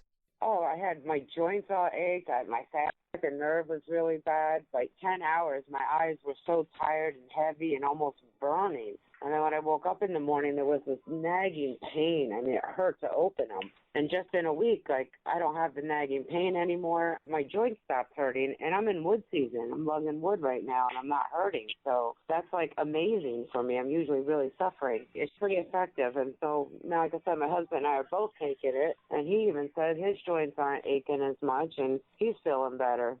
Good health is only a phone call away. What are you waiting for? Don't miss your opportunity to get a free month's supply of Balance of Nature. Call 1-800-2468-751. That's 1-800-2468-751. Or go online to balanceofnature.com. Use promo code CHICAGO. When I listen to Audible, I'm not riding the L train during rush hour. I'm hunting whales with the crew of the Pequod. I can feel the cold air in my face and the icy spray of the Atlantic crashing against the bow. The smell of rotting blubber fills my nostrils. There she blows, boys! Dead ahead! It's the White Whale! This is my stop. Excuse me. Pardon me. Sorry. Go to audible.com/actnow and your first download is free. Audible. Stories that surround you. Liberty Mutual Insurance presents a story about pickles. It's 2 a.m. and your pregnant wife needs pickles. So you pick up some green happiness, but hit a parked car. Great, something else to worry about. Luckily, Liberty Mutual Insurance has 24/7 claims assistance, so you can take care of your claim right away. Problem solved. Now, if only you bought the right pickles. Visit a local office or call 844-8-LIBERTY. You can leave worry behind when Liberty stands with you. Liberty Mutual Insurance. Coverage is underwritten by Liberty Mutual Insurance Company. Mike Rowe here for 1 hour. Today, Chuck is jogging in place to make a point about energy efficiency. I thought I was training for a marathon. He's been at it now for... 3 minutes. And already he's wearing out. I'm not. Your heating and air conditioning systems are a lot like Chuck. Warm yet somehow cool? Wheezing, wasting energy, and probably headed for replacement. You're talking about the air systems, right? Sure, pal. Sure. Call 1 hour before it's too late. Can you do the disclaimer for me? Each independent franchise is licensed in its respective state or county. Thanks. 43 degrees, cloudy skies. Here are the stories we're watching at this hour. A person shot by Chicago police on the west side. Suspects in a St. Louis robbery lead police on a wild Illinois chase. And the Titans held off the Bears yesterday. A cloudy, breezy day ahead. WIND Chicago News Time is 8 o'clock. Fox News Radio. I'm Dave Anthony. He's on the front lines in the battle over this election. Michael Banarian is one of the electors in Michigan, pledged to vote for Donald Trump in the Electoral College, getting a lot of hateful, angry messages, death threats, death wishes. There's a push for a recount in Michigan and Pennsylvania. One will happen in Wisconsin, another state Hillary Clinton's closely lost, and her campaign is there to monitor. Fox's Jeff Manasso live in Milwaukee. Dave, it'll be the first ever presidential recount here in Wisconsin over what the Green Party calls discrepancies between exit polls and actual votes tabulated by machines. The machines may not have been accurate, but also, you know, there's human error, and there's also politics. State Green Party's George Martin, though political experts say that there were no signs of tampering and doubt that the recount will change the outcome. Elections officials meet this morning to discuss the process of the recount that could begin Thursday and take about 2 weeks to complete. Dave. Jeff, all that aside, Donald Trump will meet with more people today as he builds his administration. In a Twitter tirade over the recount, the president-elect claimed without evidence he would have won the popular vote if millions didn't vote illegally for Clinton. Cuba is pretty much shutting down today, mourning Fidel Castro. Tens of thousands expected in Havana for a ceremony to honor their late leader. There will also be a 21-gun salute. But they keep cheering in Little Havana. Fox's Evan Brown was over the weekend there, now live in Miami. Yeah, Dave, it's still plenty loud in Little Havana. Where there are still some celebrations underway. Even some are popping up in other Cuban-populated parts of Miami, like Doral. My dad was a rebel during the revolution. It's not going to be the liberty, but I think definitely it will help us. And now more organizations are rallying, and they're planning some events for later this week by politically active groups like the Bay of Pigs Veterans Association, Dave. Yeah, but millions of Americans are now showing up at work, and many admit they'll sneak in some shopping on this Cyber Monday, though online retailers have been offering deals since Thanksgiving. Fox News Radio, fair and balanced. Skies are cloudy. We have 43 degrees, 8:02 on AM 560. The Answer. Good morning. I'm Mike Scott. Police tell us a person accused of shooting a pregnant woman was shot and killed by police on Chicago's west side. Officers found that woman last night with a gunshot wound to the stomach on West Adams Street. The suspected shooter ran away, then fired multiple shots at police. Police returned fire and shot that suspect on West Washington. 2 officers were hurt in the incident, while the pregnant woman is hospitalized in serious condition. Elected officials from Chicago, including Representative Danny Davis and Representative Bobby Rush, will meet at City Hall today. On Saturday, Davis called for tougher gun laws and more investments in neighborhoods after a funeral for his 15-year-old grandson, Javon Wilson. Officials say a security guard at a Canadian National Railway facility in the suburbs is dead after a fatal shooting. Harvey spokesman Sean Howard says the man near the railway facility on Saturday evening was trying to steal a car when he crashed a vehicle and ran out and then shot that security guard, 38-year-old Tyrone Harden of Riverdale. An infant is in critical condition following a 2-vehicle crash on the Eisenhower Expressway in Forest Park. 10-month-old TJ Hughes is among 3 injured early yesterday when that car was rear-ended by another vehicle on I-290 near Des Plaines. Alcohol is believed to be a factor. Tennessee beat the Bears 27-21. The news, a service of the 89-cent pancake deal at Burger King. Want to sweeten up your commute? Get to Burger King breakfast for the 3 for 89-cent pancake deal today. It's an unheard-of breakfast deal. Hot, fluffy, golden pancakes served with a side of syrup for a limited time. Participation varies. 8:04, time for the AM 560 Business Beat, a service of Turnkey.pro. Here is Jenny Casola. From the Fox Business Network, 1 million more people are expected to shop online today, Cyber Monday, than last year, a total of 122 million people. CyberMonday.com was created by retailers to alert you to special deals. Over the Black Friday weekend, shoppers spent less than last year online and in stores, averaging $289 because they were able to find bargains. Cyber Monday suggestions from MarketWatch: make sure you check around. Sometimes the best deals are not in the most obvious places. See if you can receive free shipping. Confirm your purchase is in stock and will be delivered on time. Lufthansa pilots have extended their strike through Tuesday and Wednesday. Pilots are striking for higher pay. The Dow closed up 68 Friday. NASDAQ added 18. S&P gained 8. Futures are lower. With the Fox Business Report, I'm Ginny Cosola. It is 8:05 in Chicago. A check of traffic and weather on the way next on AM 560. You need to understand that the way you build wealth is you do not use the evening news or CNN or Fox to set the tone of your emotions around your investing. The Dave Ramsey Show. If you're thinking of changing your investing patterns because you're watching the news, you need to turn off the news. You are in charge of your destiny. Dave Ramsey. Weeknights starting at 7. Presented by Wintrust Community Bank on AM 560. The Answer. I'm Jay Farner, president of Quicken Loans. Mortgage rates have dropped again. In fact, recently, mortgage rates have dropped to the second lowest level in history. Now is the time for you to take advantage of these historically low rates and save serious money every month by refinancing your mortgage. The rate today on a 30-year fixed-rate mortgage is all the way down to 3.99%. APR, 4.77%. Call Quicken Loans today at 800-QUICKEN to see how far we can lower your mortgage payment. For 6 years in a row now, J.D. Power has ranked Quicken Loans highest in the nation in customer satisfaction for primary mortgage origination. And for the third year, they also ranked us highest in the nation for mortgage servicing. It's a great time to refinance with Quicken Loans and save hundreds every month. This ultra-low rate of 3.99% won't last long. So call 800-QUICKEN or go to QuickenLoans.com. That's 800-QUICKEN. Visit jdpower.com for award information. Call for cost information and conditions. Equal housing lender. Licensed in all 50 states. NMLS ConsumerAccess.org, number 3030. It is 8:06. Let's get a check of the roads in our AM 560 Traffic Center with Jim Telemonte. Thanks, Mike. Inbound Eden's delays start around Old Orchard, 23 minutes. Lake Cook to Montrose, outbound 35. Kennedy, 40 minutes. O'Hare to downtown, 25 from Montrose, 21 on the Express. Outbound 17 to Montrose, 47 to the airport. About Eisenhower, an hour. Thorndale to the post office, 45 minutes from Manheim, outbound 49 to Thorndale.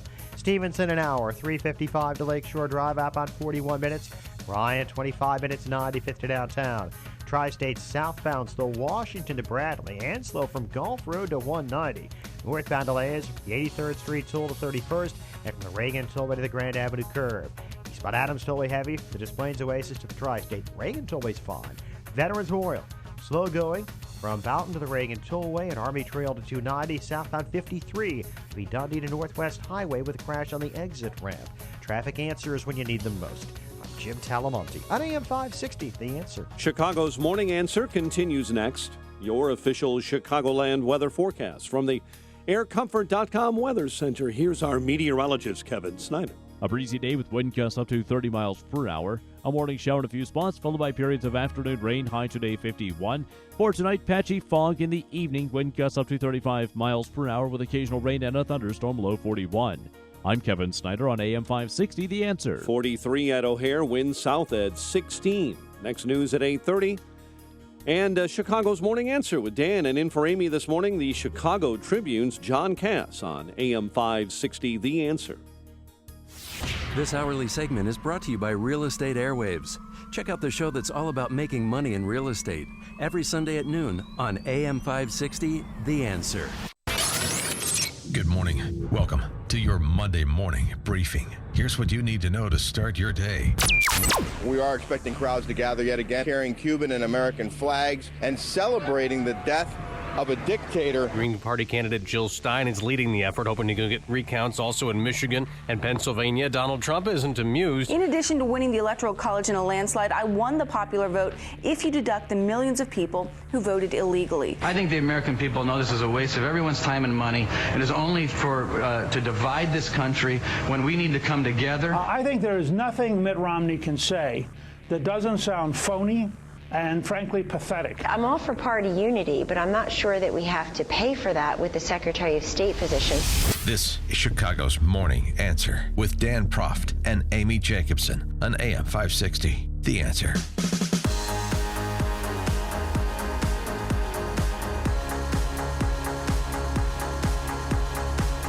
Good morning, Dan, and in for Amy this morning. He got his bargain shopping done on Black Friday, so he's got time to join us this morning. Cyber Monday is Chicago Tribune columnist John Cash. John, hey, pleasure.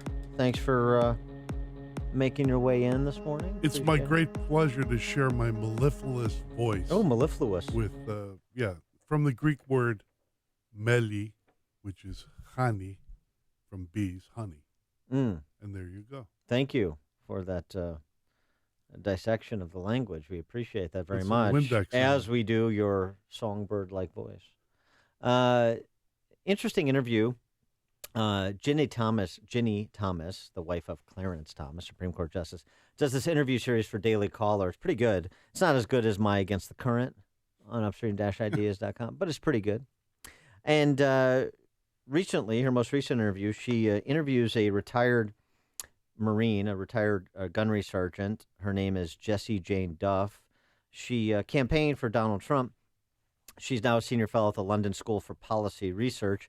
And she had this to say about the election and the racial aspect of it, and particularly per the result, the cries of racism based on the composition of the Trump vote as compared to the composition of the Hillary vote, even though, of course, Trump got higher percentages of the vote than did, for Latinos and blacks, than did Mitt Romney. Nobody was decrying racism when Obama vanquished Romney. But, consistency is not the left's bailiwick. Here is Gunnery Sergeant Duff talking about the election results and the calculus that she thinks was going through people's minds as they made their decisions. The average white working class person is not thinking about hating other people. They're thinking about paying their bills, getting the food on the table, getting their kids a decent education, and worrying about the next paycheck. To stop and think that they're actually sitting here trying to defy and hate on fellow Americans who've had as much time in the United States as we all have been here, struggling to raise this country, it's appalling. And when Hillary Clinton called us deplorables, I just really loved how the Trump supporters embraced it. Fine, we are deplorables. If what you view as red, white, and blue as deplorable, that's who we are. Yeah, it's not white nationalist, quote unquote. It's just nationalist, and it's kind of hearkening back to the promise of America, and it also goes to kind of this the scene from Falling Down. And it's imperfect because Michael Douglas is sort of a bad guy in Falling Down. But wait a second, I did everything they told me to do, and I'm the bad guy? I did everything right. I did everything I was told to do. And now you're saying I'm the bad guy and I'm suffering from all these isms and phobias on top of it? That's what they rejected, not because people hate anybody because of their gender or race. That's the silliness I think she's speaking to. Yeah, it not only silliness, but it's also it also reveals a cut of mind in the media on my side, in the particularly in the print media, and often on CNN and other broadcast mediums, where it's easy to pigeonhole people and dismiss them and mock them. And that's what people really, I think many of them voted for Trump because they were tired of being mocked by some snotty-nosed pundits like that fellow who pretends to have worked in Chicago from the New York Times, David Brooks. Oh, yeah, right? Obama's favorite Republican, quote unquote. He said they will vote their gene pool. Their gene pool. And that's right about that time. if I had like a 2x4, I would have used it on his lower regions. Well, that's it. And it was this idea the system is rigged against the people who finance it and derive very little benefit from it. And now I would say it's very interesting, this recount gambit that the Democrats have embarked on with Dr. Jill Stein, the Green Party nominee, leading the charge. I would have thought at this point, a couple of weeks after the election, Jill Stein would have gone back to defacing front loaders and accosting Japanese whaling boats. But apparently she's going to try and see if she can up her 1% and change in Wisconsin with a recount, and Wisconsin election officials are meeting today to determine that. So they're looking at Wisconsin, Pennsylvania, and Michigan. Michigan was the closest of the three, 10,000 or so votes. I mean, Wisconsin's 27,000, Pennsylvania's 70,000. They're not going to overturn these states. Point. Exactly. What is the point? The point is to delegitimize Trump and to make Hillary somehow relevant, as she clings to some sort of relevancy as Stein moves away on this, tilting at windmills business. Otherwise, she's nothing. Hillary's nothing, and she needs to be able to leverage a legitimacy Trump issue as she's facing prosecution, investigation, and, that Clinton Foundation I don't think is doing too well in terms of donations. Well, right. She needs a fundraising opportunity. Certainly Jill Stein's taken advantage of it, $6 million in donations to fund this phony baloney recount effort. Now, the flip side is Republicans are sending out email missives to fund in a recount fund as well to defend against this incursion or attempted incursion by the Democrats on three sides. I think that's right. So it's fundraising for some that are trying to squeeze out everything they can from their last part of their 15 minutes. And then it's a way to delegitimize Trump. And Richard Baer, our friend who writes over at American Thinker, had a good little piece on this over the weekend, talking about the recount and basically saying that it is an attempt to delegitimize Trump. And here's how it plays out, just to kind of unwind this. If the recounts in these states are initiated and done by hand, which can be demanded, they may take longer than the last day for completing the official counts in a state and directing Electoral College voters accordingly, which I think is December 13th. If all three states miss the deadline, then Trump's electoral vote total drops to 260. Hillary's is at 232. No one hits 270. So then it goes to Congress, where the House votes, one vote per state elects Trump. The Senate selects Pence. And so you have now Trump not only not winning the popular vote, he doesn't win the Electoral College, and he's inserted into the presidency, quote unquote, by member of his own parties in Congress to make it look like, oh, it's an inside deal. It's interesting. I don't know if Jill Stein had conceived all this, but there's a reason that the Hillary team is joining Jill Stein in the recount, and it's not because they think they're going to win any of these states. They know they're not. I don't want to speak for you, but I got the sense from listening to your program over the past couple, 18 months or so. Trump is not my favorite conservative because he's not a conservative, nor is he my favorite candidate. But that said, imagine if Trump, if we were in the reverse now. Oh. Just imagine if Trump had lost the Electoral College and Andrea Mitchell would be making noises only dogs could hear. They would be squealing like rabbits, about ready for the to meet the chopping block, literally, and it would be you could just hear. I could just hear the keening and the wailing right now. Well, and Trump took to Twitter over the weekend saying the Green Party scam to fill up their coffers by asking for impossible recounts is now being joined by the badly defeated and demoralized Dems. He continued, the Dems, when they incorrectly thought they were going to win, asked the election night tabulation be accepted. Not so anymore. He definitely has a point, referring to them as a pack of sore losers and so on and so forth. And then he went on to say he would have won the popular vote as well, but for persons who voted illegally. Now, he can't document that at this stage. No one can. But we do have study. I mean, I don't... Actually, the TV, CNN, has been crawl under many of the stories is false claim by Trump. Yeah, Not right. only it's a false claim. Yeah, they don't know it's false. Well, and we know it's kind of like the porn, CNN porn business. Well, it's kind of like the fake news. I Right. mean, it's except they call Fox News and Zero Hedge and any center right outlet fake, and they're the ones that promulgate propaganda. But no one can quantify that at this point. No one can detail it, not to that extent. But we talked on this show a number of times about incidents in Colorado and Virginia. We also talked about studies that have been done. Now, they've been peer-reviewed and challenged, but it's still academic research for discussion by researchers at Old Dominion that found substantial. I mean, it's small percentage, but a small percentage of a big number is a big number. A substantial number of persons voting in both 2012 and 2010 who were here illegally. So I don't know why we can't have a national voter card.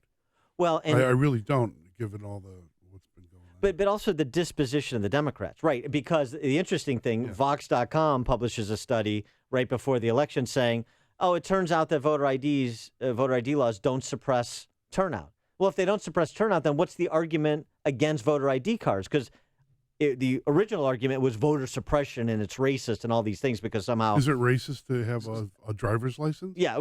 Come on. A black person or a Latino person can't get a driver's license the same way a white person can. I mean, this is the argument that's made. I'm not subscribing to it. No, it's made. I'm just outlining and it. it's adopted as a given by much of the media. And maybe there's a little suspicion when you have the President of the United States just before the election sit down for an interview for some Latino digital platform and say this. Many of the millennials, dreamers, undocumented citizens, and I call them citizens because they contribute to this country, are fearful of voting. So if I vote, will immigration know where I live? Will they come for my family and deport us? The reason is, first of all, when you vote, you are a citizen yourself, and there is not a situation where the voting rolls somehow are transferred over and people start investigating, et cetera. The sanctity of the vote is strictly confidential. Yeah, it's the sanctity of the vote, strictly confidential. I mean, you seem to be suborning voter fraud in the same way that Creamy Bob, convicted felon husband of Congresswoman Jan Schakowsky, like to suborn voter fraud on behalf of the Clinton campaign. You might have a little bit more wiggle room, but clearly the President of the United States did not say, wait a minute, I don't like your definition of voters, and if you only should vote if you're a legal citizen and registered.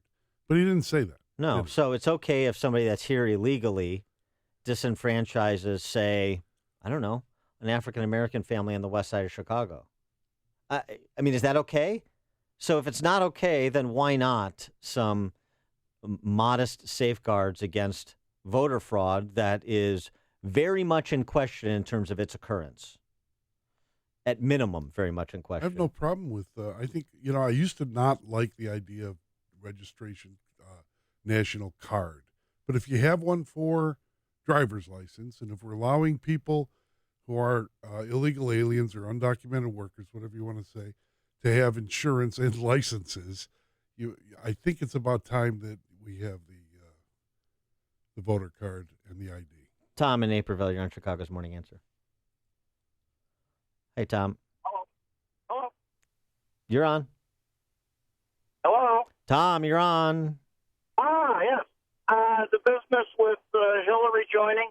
Wasn't Hillary the one who stood on the stage at the debate and said, Mr. Trump, will you promise to accept the vote of the American people? Didn't she say that? That was her, and it's a dandy impression that you have. Thanks for the call, Tom. Sean in Elmwood Park. What country can non-citizens vote in? Is there a country on the planet where non-citizens can cast a vote for that country's elections? The answer is no. There absolutely is not. So, of course, you need to validate whether someone is a citizen or not. It's ridiculous. And the other thing is, didn't Hillary, after they gave her the adrenaline and espresso mix and prop her up the next day, make sure all the windows are covered with sunlight, didn't she concede the election? She said, that's it, I'm done. He won. Congratulations. Does that mean nothing? Aren't you just sick of these two-bit huckster scumbag, low-life politicians saying one thing one day and the next day it's something else. I'm just disgusted with all of it. And by the way, Prof, I know there's a whale on your costume somewhere. Am I right, Kat? No, I'm waiting. I'm in a sharp Nordstrom blazer and white shirt, French cuffs. Thanks for asking. Yeah. The stories you need to know to start your day. This is Chicago's Morning Answer on AM 560. The Answer.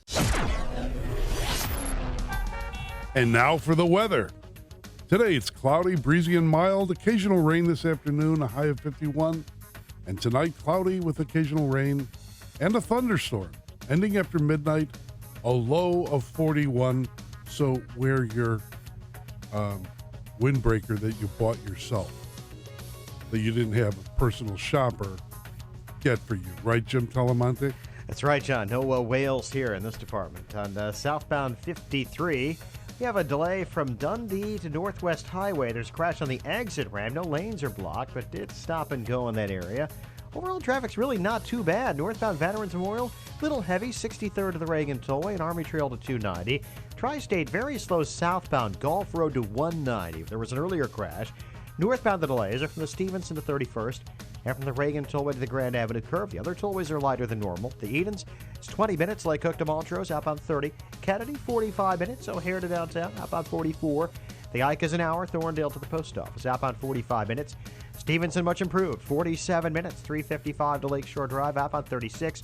Ryan, 30 minutes. 95th to downtown, outbound 18. It's a stall at the Stevenson to the left lane. That's traffic, AM 560, The Answer. Are you a business owner or manager who wants your facility to be more locked down? Do you occasionally need to limit access to your building from certain employees at certain times? Turn to Access Master, a proud supporter of AM 560 and Feed the Children. Access Master makes managing access to your facility easy. Whether you need to control access at a single entrance or to all your doors, Access Master will work with you to develop a plan customized for your business security needs.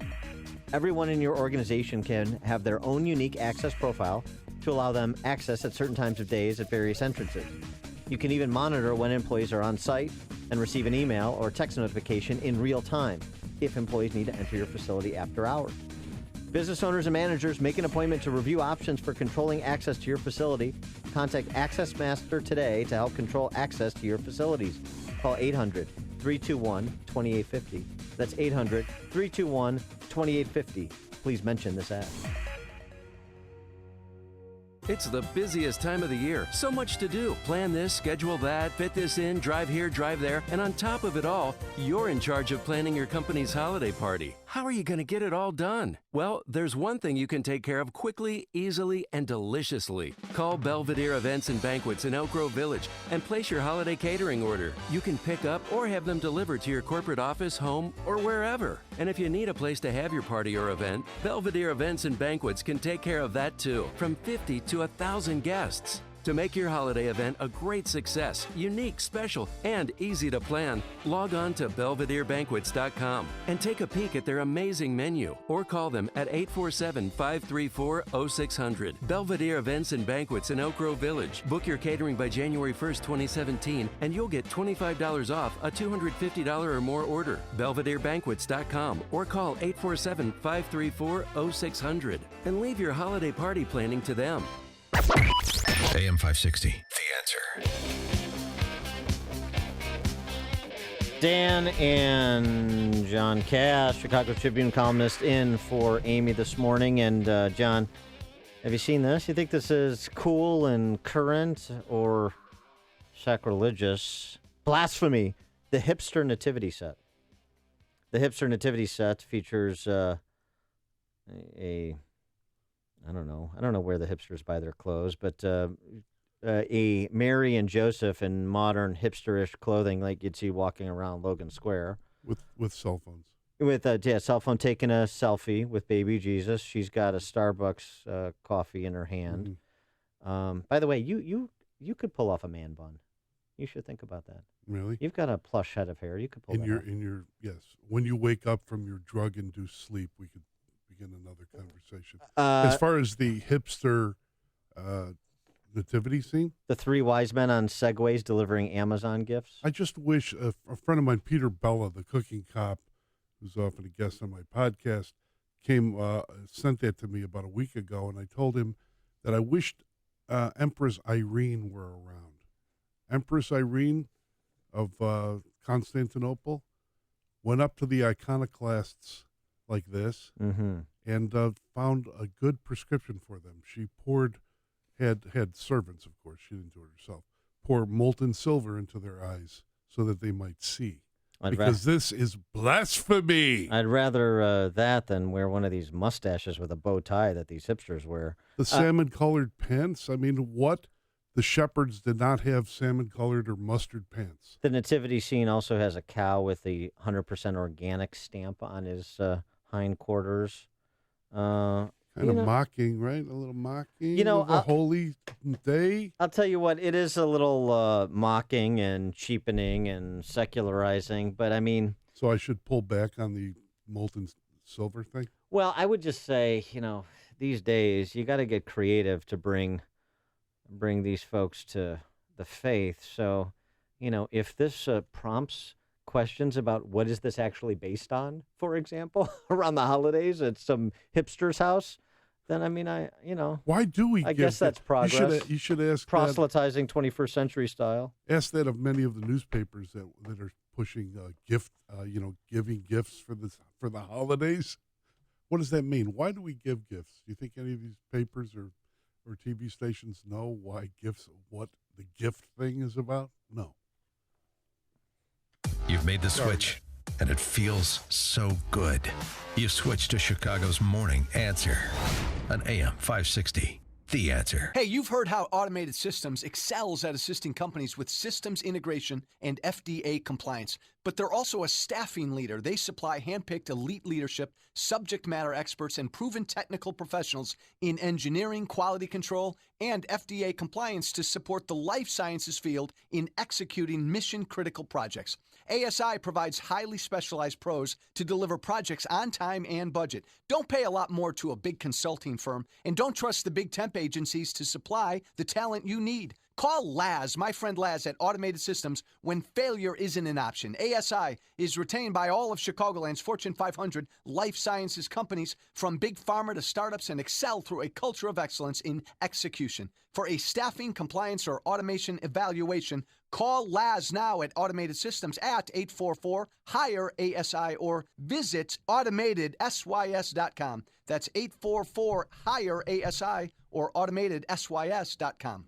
Visit upstream-ideas.com and sign up for premium content that complements what we do here on this show, long-form interviews, commentaries, man-on-the-street segments, as well as podcasts of selected interviews from this show, podcasts of our Sunday Illinois Rising program, which focuses on state and local politics. It's all at upstream-ideas.com. And speaking of that, one of our more recent subjects for and against the current long-form interview, Lieutenant Colonel Alan West, the chairman of the board and executive director for the National Center for Policy Analysis in Dallas, joins us at 8:38. But now we check the headlines with Mike Scott.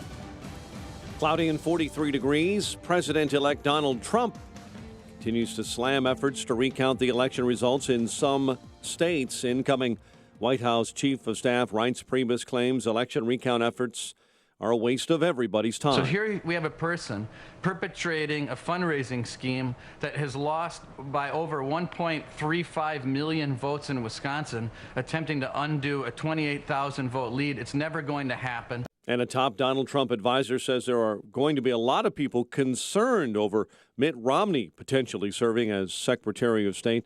Those words from former Trump campaign manager Kellyanne Conway. An American Airlines flight from Miami to Havana, Cuba. It's landing at this moment in the Cuban capital. It's the first regularly scheduled flight to the city from the U.S. in more than 50 years. Meantime, Texas Senator Ted Cruz warning U.S. officials to avoid Fidel Castro's funeral. Former Cuban leader died Friday at the age of 90. Major retailers rolling out the big bargains as Cyber Monday gets underway today, a day created by the National Retail Federation in 2005. Police say a person accused of shooting a pregnant woman was shot and killed himself by police on Chicago's west side. Officers found that woman last night with a gunshot wound to the stomach in the 4600 block of West Adams. An autopsy is scheduled later today for a woman whose body was found in Nippersink Lake in north suburban Fox Lake. Mary Anton and her dog were discovered dead Saturday. Right now, investigators are not suspecting foul play. Chicago sports, NFL on Sunday. Tennessee squeaks by the Bears 27-21. The news service of TrueCar. If you're ready to buy a new car, download the TrueCar app. Just configure the new car you want, see what others paid for it, and lock in guaranteed savings from TrueCar certified dealers. It's that easy. Save time, save money, and download the TrueCar app today. 8:34, we'll have a check of traffic and weather on the way next on AM 560. Mike Gallagher explains why some people voted for Trump. I don't want to gloat because it's not, I don't want to hurt people. You know, I'm taking a cue from Donald Trump. You know what he said about Bill and Hillary Clinton? He said, I don't want to hurt them, but she did some pretty bad things. The compassion that he has for people really did shine through. Trump haters don't want to admit that. The Mike Gallagher Show, weekdays at 9, right before Dennis Prager at 11 on AM 560. The Answer. This hourly segment is brought to you by Papa Nicholas Coffee. Papa Nicholas Coffee, roasted fresh daily in Batavia, Illinois. Balance of Nature's fruits and veggies. I had some ulcer issues on my leg that I had from Vietnam. It would erupt on occasion of periods of stress. When I was taking juices, these ulcers had disappeared, but I was not able to get good quality fruits and vegetables to make good juices. And, these ulcers came back. But since I've been taking the fruit and the veggie capsules, these ulcers again have subsided. Good health is only a phone call away. What are you waiting for? Don't miss your opportunity to get a free month's supply of Balance of Nature. Call 1-800-2468-751. That's 1-800-2468-751. Or go online to balanceofnature.com. Use promo code CHICAGO. 8:36. Let's get a check of the roads in our AM 560 traffic center with Jim Talamonte. Thanks, Mike. 8094 westbound traffic is slow from Calumet Avenue to Burnham, where a crash quickly cleared. The Edens runs just 20 minutes, Lake Cook to Montrose. Southbound 30. Mount Kennedy delays start at Lawrence. 52 minutes O'Hare to downtown. 38 from Montrose. 29 in the Express. Outbound 13 minutes to Montrose. 37 to O'Hare. The Eisenhower's 57 minutes. Thorndale to the post office. 40 from Manheim. Outbound 43 to Thorndale. Stevenson 49 minutes. 355 to Lakeshore Drive. Outbound 35. Bryant 27 minutes. 95th to downtown. Outbound now clear. Tri-State southbound still Gulf Road to 190. Northbound from the Stevenson to 31st. The Reagan Tollway to the Grand Avenue curve. Traffic answers when you need them most. I'm Jim Talamonte on AM 560, The Answer. Chicago's Morning Answer continues next. Your official Chicagoland weather forecast. From the aircomfort.com Weather Center, providing the right climate for business since 1935. Cloudy, breezy, mild. Occasional rain this afternoon. High of 51.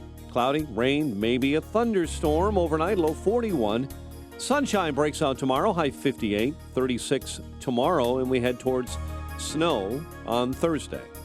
43 at O'Hare, winds are south at 17 miles an hour, 44 along Chicago's lakefront, and 44 in Aurora. Your next news update comes your way at 9. Continuous news coverage of the latest news, traffic, and weather at 560theanswer.com. And Chicago's Morning Answer with Dan and in for Amy this morning, the Chicago Tribune's John Cass on AM 560, The Answer. This hourly segment is brought to you by Saul Z and the Z-Team Realty. They guarantee to sell your home in 59 days or they'll sell it for free. Log on to callsaul.net for details. Let freedom ring this afternoon at 2 with Sean Hannity, right before Joe Walsh at 5 on AM 560, The Answer. Good morning, Dan, and in for Amy is John Cash, Chicago Tribune columnist. Why are you holding up your smartphone? Because I just got a text from my wife, the lovely Sicilian Betty, who said, "You're doing a great job, John. Good guests. But what's wrong with a personal shopper? Exactly. You've had one for 30 years. Hi-oh, exactly. Okay, but I'm married to my personal shopper. okay, under God. Okay? Thank you. And I go to the butcher shop, and I'm the personal shopper for the rib roast on Christmas morning. You swore an oath before God to your wife and to your personal shopper, who happens to be the same person. She wasn't my personal shopper when we got married, but that's how things happen. Well, she doesn't want to be... by the time, now that it's 30 years later, it's like, no, we're the gray suit. She doesn't. Like that. Well, she doesn't want to be embarrassed by you when you go out in public, so it's understandable. It is. There is something of that. Yeah. Put that powder blue tuxedo that you wore at your with wedding the ruffles. Away. Yeah, absolutely. Mm-hmm. All and right. the top hat and cane. Yeah. We were talking a little bit about the recount before, which starts in Wisconsin today. At least the election officials are gathering to try and figure it out. This gambit from the Green Party and the Hillary camp, and I repeat myself. And Reince Priebus had this to say over the weekend about this little foray into post-election bedwetting by the left. On election night, Hillary Clinton was the one to say it's time to accept the results of the election and look to the future. And it was their team that cut a deal with our team that said when the AP called the race, they would call within 15 minutes and concede, which they did. It is a total and complete hypocritical joke that the group of people that thought that they were nervous about President-elect Trump not conceding are the people that are conducting recounts in states where we've won by over 68,000 votes. I think the American people know this is a waste of everyone's time and money. It is only for to divide this country when we need to come together, no matter who you are, Republican, Democrat. Yeah, it's pretty good. Pretty good summary. I don't necessarily agree that we have to come together, because I don't like getting told what to do by anybody. But as far as the fact that there's hypocrisy here, come on, of course. Well, for more on this, we're pleased to be joined again by our friend, Lieutenant Colonel Alan West, the Executive Director, Chairman of the Board for the National Center for Policy Analysis in Dallas. Lieutenant Colonel West, thanks for joining us again. Appreciate it. Yeah, it's good to be with you, Dan and John. I hope you all had a wonderful Thanksgiving. Yeah, same to you and your family. Question for you. Your reaction to this recount gambit that's been joined by the Hillary camp, do you essentially come down on similar footing to where Reince Priebus is? Well, absolutely so. And as a matter of fact, it was Hillary Clinton's lawyer who said that they really had no evidence of any wrongdoing or failure of election machines in Wisconsin. So in other words, they don't have a probable cause. And the other thing is that I find it very interesting. If you would concede an election, then you would go and join in on a recount. This whole recount thing is being started by Jill Stein, and if I'm correct, Jill Stein got between 30 and 35,000 votes in Wisconsin. Donald Trump got about 1.5 million. So does she really believe that there's going to be a recount that closes the gap for her to somehow win Wisconsin? I find that unconscionable. So this is just another case of the liberal progressive left that is pouting, refusing, as you all know very well, how they went just apoplectic, saying that Donald Trump is not going to support the democratic process and he is undermining our system of governance. But now they're the ones that are doing the exact same thing. Well, Chris Wallace was the first, right? In the third debate. In the debate, and he was, oh my gosh, how dare he not concede immediately if he loses? Where's the media now? Where are they? Well, you're absolutely right. And the thing is, why would you ask someone in the third debate, or are you going to, basically say, are you going to lose? Yeah. Yeah. I mean, that's like going out before a football game and saying, hey, Coach, what are you going to say in your after the game show when you lost the game? Well, I mean, I'm not going into the game thinking that I'm going to lose. So it is incredible that the left did not think further enough ahead. Of course, they thought the pollsters were correct and they weren't going to lose anyhow. But now they have put them in a position where you're right. They look like abject hypocrites. I know national security is a particular focus of yours, your decorated military service. The assessment you have of the Trump national security team as it's constituted to this point, and where you come down now that it has bubbled to the public arena on this whole flap about whether or not Mitt Romney should be under consideration for Secretary of State. Well, first of all, I'll just make a comparative analysis between Lieutenant General Mike Flynn and K.T. McFarland to Susan Rice and Ben Rhodes. If I'm correct, Ben Rhodes got a master's degree writing poetry. So I would say that, Donald Trump definitely has an advantage in the people that he is putting there. Someone such as K.T. McFarland, who has, an incredible history throughout 3 presidential administrations in the Pentagon, national security arena, and the former head of the Defense Intelligence Agency and the operational intelligence chief for General McChrystal in Afghanistan. That's who Lieutenant General Flynn is. So they're head and shoulders above what we have had. And, of course, the debacles that you have seen with Syria, Russia, Libya, the Middle East, you name it. I think that we have a better national security team. Now, as far as, Governor Mitt Romney, it is kind of a perplexing, selection that he would have his name out there. If Donald Trump wants to play the team of rivals game with, such as, with Abraham Lincoln, he has to be very careful because you're going to be sending someone out as your Secretary of State. They have to be preaching your message. They have to be carrying your national security and foreign policy agenda and vision and strategy, not their own.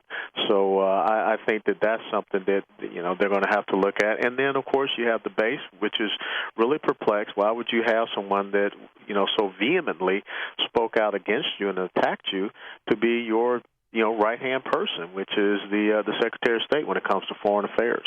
Do you have a favorite for SecDef? A number of names mentioned, all interesting for different reasons. Of course, Mad Dog Mattis, the decorated Marine general, an iconic figure. Tom Cotton, the senator from Arkansas. Jim Talent from Missouri.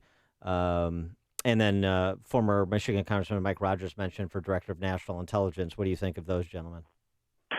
Well, I would say that when I look at, General Mattis, without a doubt, we've got to, a priority effort has to be the Middle East. He was there as the Central Command commander.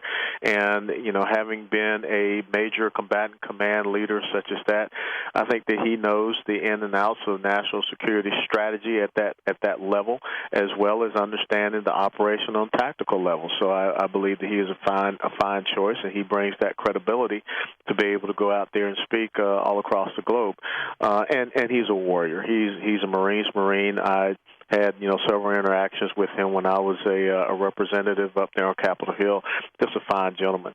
As far as Mike Rogers being the Director of National Intelligence, there are some issues there with some connections between his wife, and the Blue Mountain Group, which was the guys who contracted out the security for our, the embassy, not the embassy, but the Special Mission Compound in Benghazi. So that might cause some issues there, a conflict of interest, because they'll bring back the Sphere and the Spectre of Benghazi. But there are many good people out there for Director of National Intelligence that have been in the intelligence field for quite some time. Getting back to the Romney thing, what kind of signal does it send to the Trump base if Trump picks Romney, who called basically Trump and his supporters frauds and fools? Well, it could be perceived as a little bit of a slap in the face. I mean, we saw Kellyanne Conway, who was an incredible campaign manager. I mean, she took over that campaign and got it to where it needed to be, and her comments yesterday on CNN Sunday. So it does cause concern, and I think that you have to think about, those people that were out there doing everything they possibly could to get you elected, for you to put someone who, spoke out so strongly against you in that critical position as Secretary of State. We're talking to Colonel Alan West, of course, the former congressman, now the executive director, chairman of the board for the National Center for Policy Analysis in Dallas, Texas. And Colonel West, I got to get you to weigh in on this. The statements by Colin Kaepernick, Prime Minister Trudeau of Canada, President Obama, and the reason I grouped them together is because I can't distinguish the three statements. The statements on the passing of Fidel Castro and the stark contrast, the yawning divide between the left's reaction to Castro's death and the right's reaction to his death, and what that says about our politics today. Well, Well, I think one group understands history. The other group is trying to endeavor in revisionist history. And it just shows that the progressive socialist left, they embrace the radical thoughts of someone like a Fidel Castro. And, you need to be very careful because Iran's going to be sending a delegation to the Castro funeral, the Palestinian leaders who, that was the origination of Islamic terrorism in the Middle East. They're praising Fidel Castro. I think that we want to be on the right side of history, but yet you see these leftist leaders such as Trudeau and Obama, and you see a very misguided child, and Colin Kaepernick, who got booed. He got booed. Wrong weekend to be in Miami. Yeah, right. Yeah, wrong weekend to be in Miami. He's coming to Chicago. So I think that they're just trying to, have a revisionist history perspective, and I think that they embrace those type of radical socialist and Marxist policies. That is what Cuba has been under siege by, oppressed by all these years. And one more question before we let you go. I know the National Center for Policy Analysis does a lot of work in the healthcare space, healthcare policy, a replacement for Obamacare. The rumors of Bobby Jindal, the former Louisiana governor, being head of Health and Human Services, that would be a critical role. What's your assessment of that possibility? Well, I kind of thought that Governor Jindal would probably have been the Secretary of Education because of the work that he had done down in the state of Louisiana trying to bring it out of the muck and mire. But again, you're talking about someone that is, incredibly bright. He's an incredible policy wonkish type of guy. And if there's someone that is forthright and understanding the pitfalls of the Patient Protection Affordable Care Act and can come up with better solutions, it would be Bobby Jindal. So I would look forward to him, getting that position and moving on. Of course, going into it, many thought that would be something that Dr. Ben Carson would have been in, that or Surgeon General. I know that Dr. Tom Price, Representative Price from Georgia, was another consideration. But I think Bobby Jindal would be a good choice there. And look, we've got to do something about the Affordable Care Act. It has destroyed, small businesses. It is, many people. I think the big October surprise was folks getting those health insurance premium increases. Yeah, there's no question about that had impact. He is Colonel Alan West, favorite of this show, Executive Director, Chairman of the Board, National Center for Policy Analysis in Dallas. Colonel West, thanks for joining us as always. Always a pleasure, Dan, John. Y'all take care. Thank you. And again, go to upstream-ideas.com if you want to catch a long-form interview with Colonel Alan West that I did just a couple weeks ago, a week before the election. He joined us on the Turnkey.pro answer line. Connect with Dan and Amy using the AM 560 mobile app. Download it today at 560theanswer.com/mobile. Well, it's weather time once again. Cloudy, breezy, and mild today. Occasional rain this afternoon, a high of 51. And tonight, cloudy with occasional rain and a thunderstorm. Ending after midnight, low 41. Jim Telemonte, keep your jacket on. Tell us about the traffic. All right, thank you, John, very much. Good morning. Thinking about Kennedy, stop and go Lawrence to the Hubbard Tunnel, 47 minutes, O'Hare to downtown. 34 from Montrose, 31 in the Express. Outbound 12 minutes to Montrose, 32 to the airport. Edens, just 20 minutes, Lake Cook to Montrose. Outbound 28, the Eisenhower. 59 minutes, Thorndale to the post office. 42 from Manheim. Outbound 42 to Thorndale. Stevenson, 50 minutes, 355 to Lakeshore Drive. Outbound, it's clear. Bryan, 26 minutes, 95th to downtown. Tri-State southbound heavy 2E to 190. Northbound from the Hinsdale Oasis to 31st and from the Reagan Tollway to Grand Avenue. Eastbound Adams Tollway sluggish from the Des Plaines Oasis to Lee.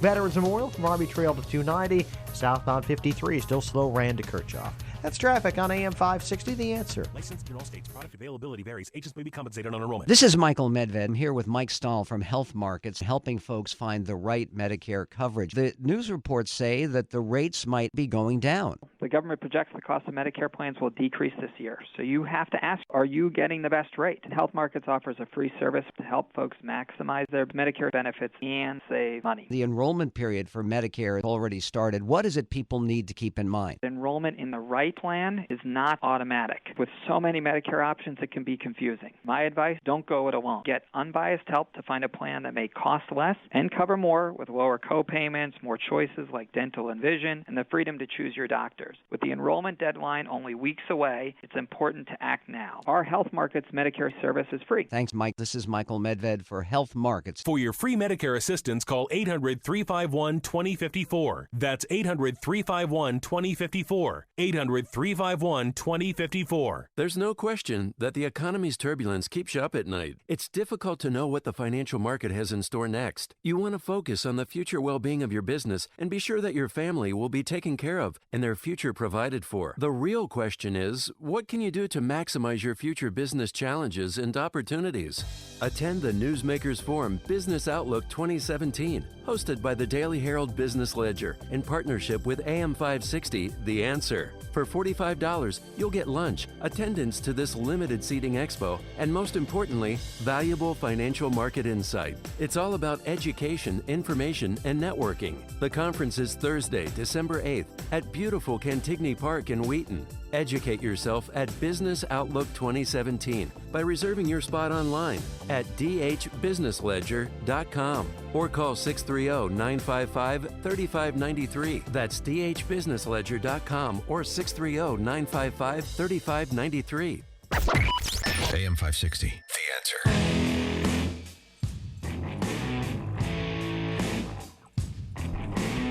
Dan and John Cass in for Amy today. And John, we were just having this conversation with Colonel Alan West about some of the remaining cabinet posts. There's reports today of Milwaukee County Sheriff David Clark going to meet with Trump, possibly Homeland Security.